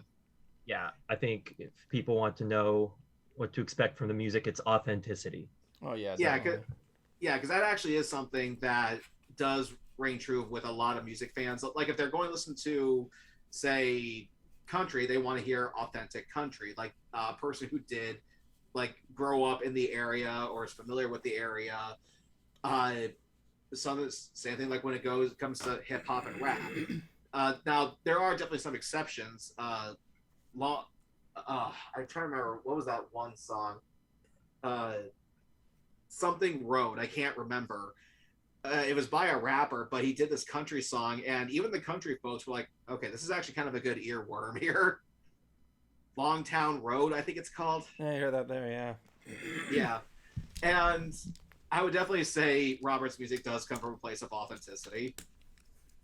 Oh, definitely. Thank you. Mm-hmm. Yeah, and what I basically said about his music was the first song on there is The Thrill of Descent. So what I came up with was, take that first leap and follow me on the way down. Yeah, Mosh Josh is saying it is Old Town Road. Old Town Road, that's what it is. I haven't heard that. I don't listen to country, so yeah. I know he Well, said he's a rapper, but like I'm not a big. It's that one song that goes, gonna take my horse to the Old Town Road. Yeah, it does have this nice little swerve to it that feels like country. and like I said, even all the country folks were like, okay, this is actually kind of a nice earworm here. also Billy Ray Cyrus is in it too. Really? Yeah, there you go. Oh my god. At down across town, living like a rock star, spend a lot of money on my brand new guitar. I think it's really funny because I barely even hear Cruiser even talk about country music or anything like that. Well, keep in mind, I do work in the kitchen, and people will usually blast like top 40 pop music. Oh my god. So I do hear it, and I still will watch people who talk about pop music on YouTube. And country has made its way into top 40. Granted, it's very watered down, but yeah. Thank you, Taylor Swift. We thank you for that.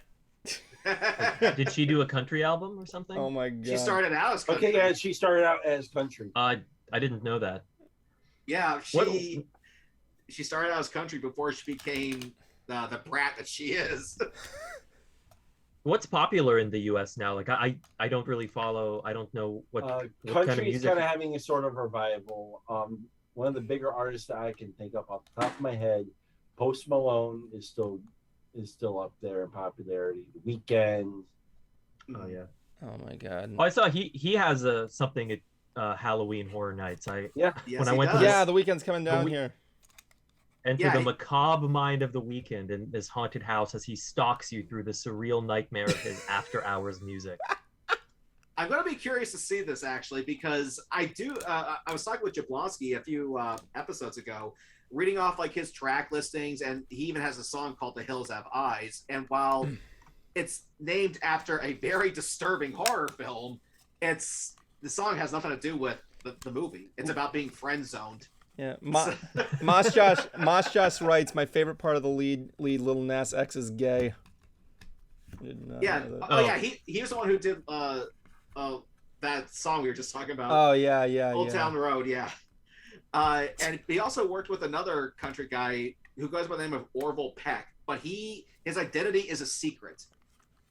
He doesn't necessarily wear a mask, but he has like these weird like braid things that come down over his face, Hold on like a what second. Prince had.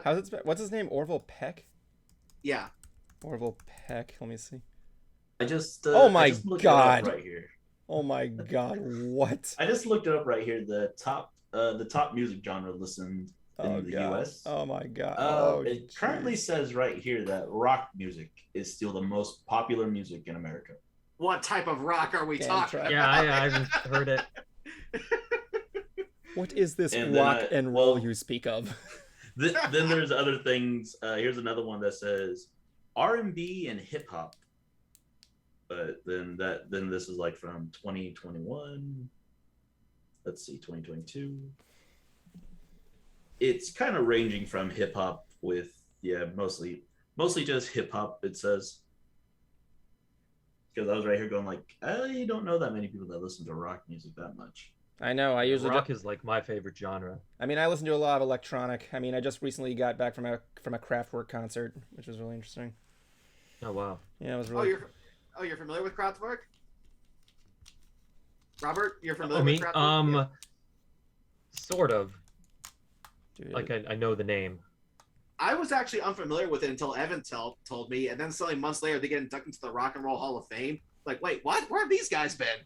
apparently they were the inspiration for that small riff in the song Funky Town. That whole that thing was inspired by them apparently. Really? Yeah, thanks to you, Cruiser. I've been watching a lot of One Hit Wonderland. Thanks a lot, jackass. You've finally been watching it. Thank you. Yes, you sent me that friggin' video about the history of the Macarena, and now I can't get the goddamn song out of my head. Yeah, One Hit Wonderland's a great show by Todd and the Shadows that I would encourage people to check out because it's interesting to know the full careers of bands and artists that are just known for one song. It's rather fascinating, and there's definitely artists on there that I think deserve better, or at least to be known for more than just one song. Like he did an episode on Chumbawamba, and those guys were around for 30 years. 15 years before their one hit, and then 15 years after. And these guys were actually like an anarchist group. It's like I did not see that coming at all from these guys. It's funny because like I was actually asking Cruiser, I want to see an oldies band that like existed in like the 1920s and are still together to this day, only with like different members from the original or anything like that. Making 100. I mean, look at the Beach Boys; they're still together. They got that stuff there. I mean, I remember hearing about this one. You know what else is interesting? What? Final Five. Damn!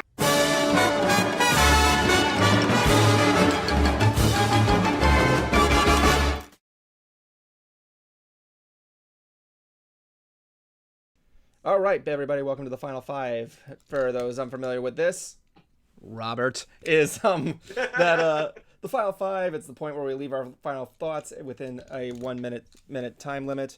It's basically to end the stream and cap it up before Kuma gives us words of wisdom of the week. So, with that being said, since Robert, you are the man of the hour here as one of our first guest hosts in a while here, I'm going to be giving you the floor.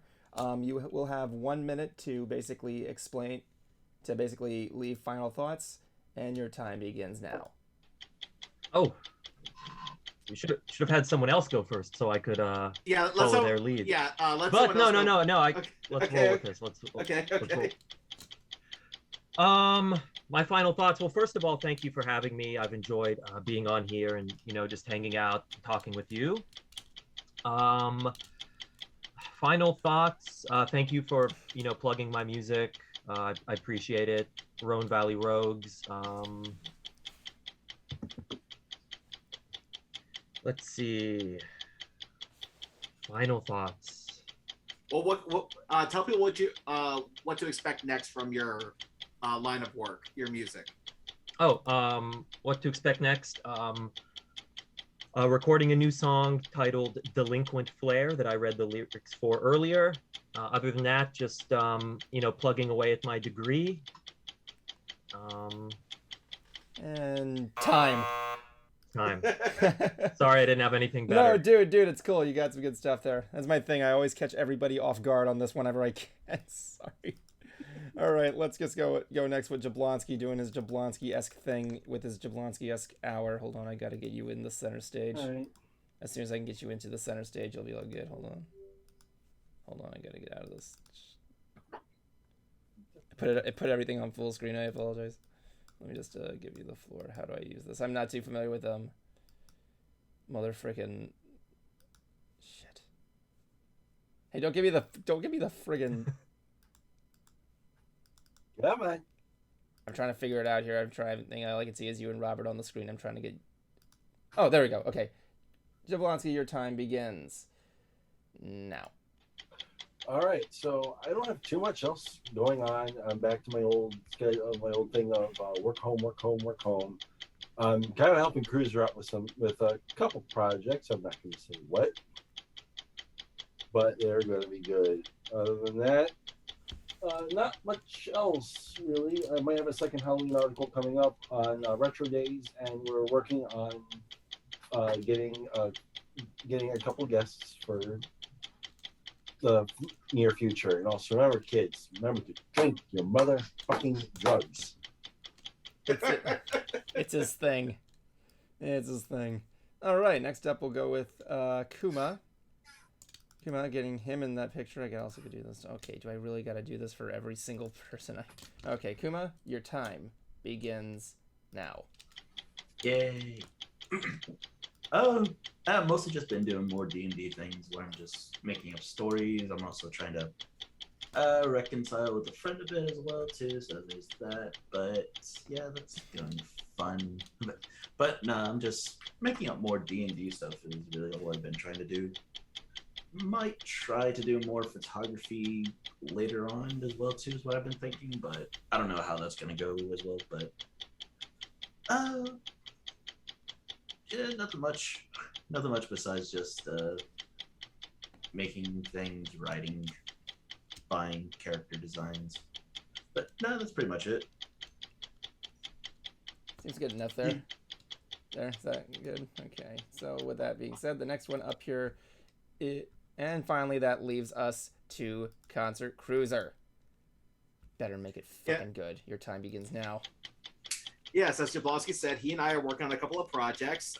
One is a review. The other is a top 10. That's about as far as I'm going to tell you. I've also still been writing my story. And I also have a 3-part video coming out that was not put together by Evan. It's actually put together by my good friend, the Traveling Arrow. You're cheating. He and I did it. Yes, I am. Ah. Just be lucky I paid you. Your tip's on the counter. Anyway. Yeah, so I'm looking forward to that. I'm still working on my story as well as figuring out drums for the song that I'm trying to put together. I'm trying to learn all of this stuff for this other project that I'm doing. So more content's on the way. You could just put a bunch of pots and pans out of your kitchen, just hit them with spoons. That's what Saint Anger did. Was it good? No! Dear God, no! What did you say? Wait, I said... Any Metallica fan will tell you that was the worst goddamn album they ever did. I know. I know it was. I just wanted to see how you would respond. All right. That then brings me to myself. Okay. What now? Let's see what I can do here. So, as usual, I'm probably going to botch this shit. So, let's begin here. Not much really to say about me. I'm just doing more stuff. I'm prepping for my trip. Going to be doing Colossal Con. And, of course, I think it was Bruce who brought this up one day at a call, and which gave me a sudden realization. He said, Evan, you want to know something that I just really realized? I'm like, what? This is your first time going to Colossal Con. I'm like, yeah, so? He's like, well, you know what that means. I pause for a moment. I'm like, oh, great. It means I gotta make a Concombers episode about it. More work for me. I am never going to get this project done. But aside that, still doing the drawings and everything like that. We'll keep you stay tuned. And with that being said, we thank you for joining us tonight. Again, Robert, thank you very much for joining us. Thank you. Appreciate it, your presence. Seriously, We man. always enjoy having you on. Oh yeah, definitely. And no, don't be a stranger, man. Really would love to have you back on sometime. Yeah, absolutely. Yep, definitely there. So yes, if you want to check out his music, check out the Rhone Valley Rogues YouTube page. It's in the chat room there. It's real good. I haven't heard much, but Cruiser showed me one track. I loved it. And with that said, I'm going to conclude our night with our usual segment of Kuma's Quote of the Week. Please stand by, and we'll see you later.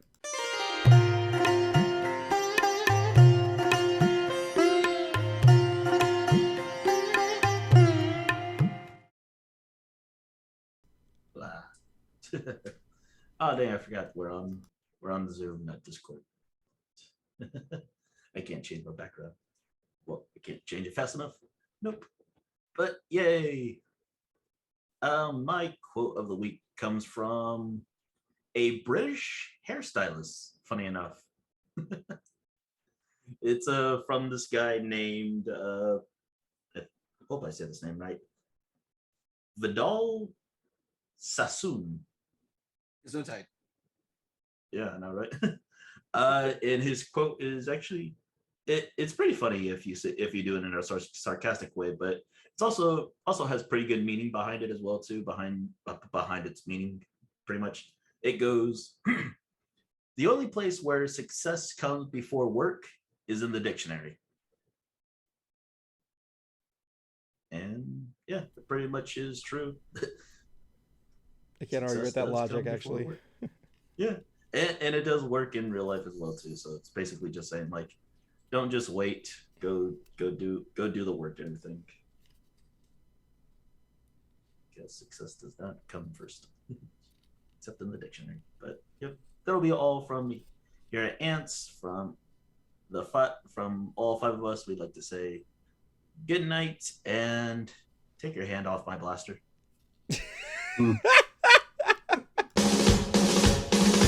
It's the end of the show, so don't blow it. It's the end of the show, so don't blow it. It's the end of the show, so don't blow it. End it right.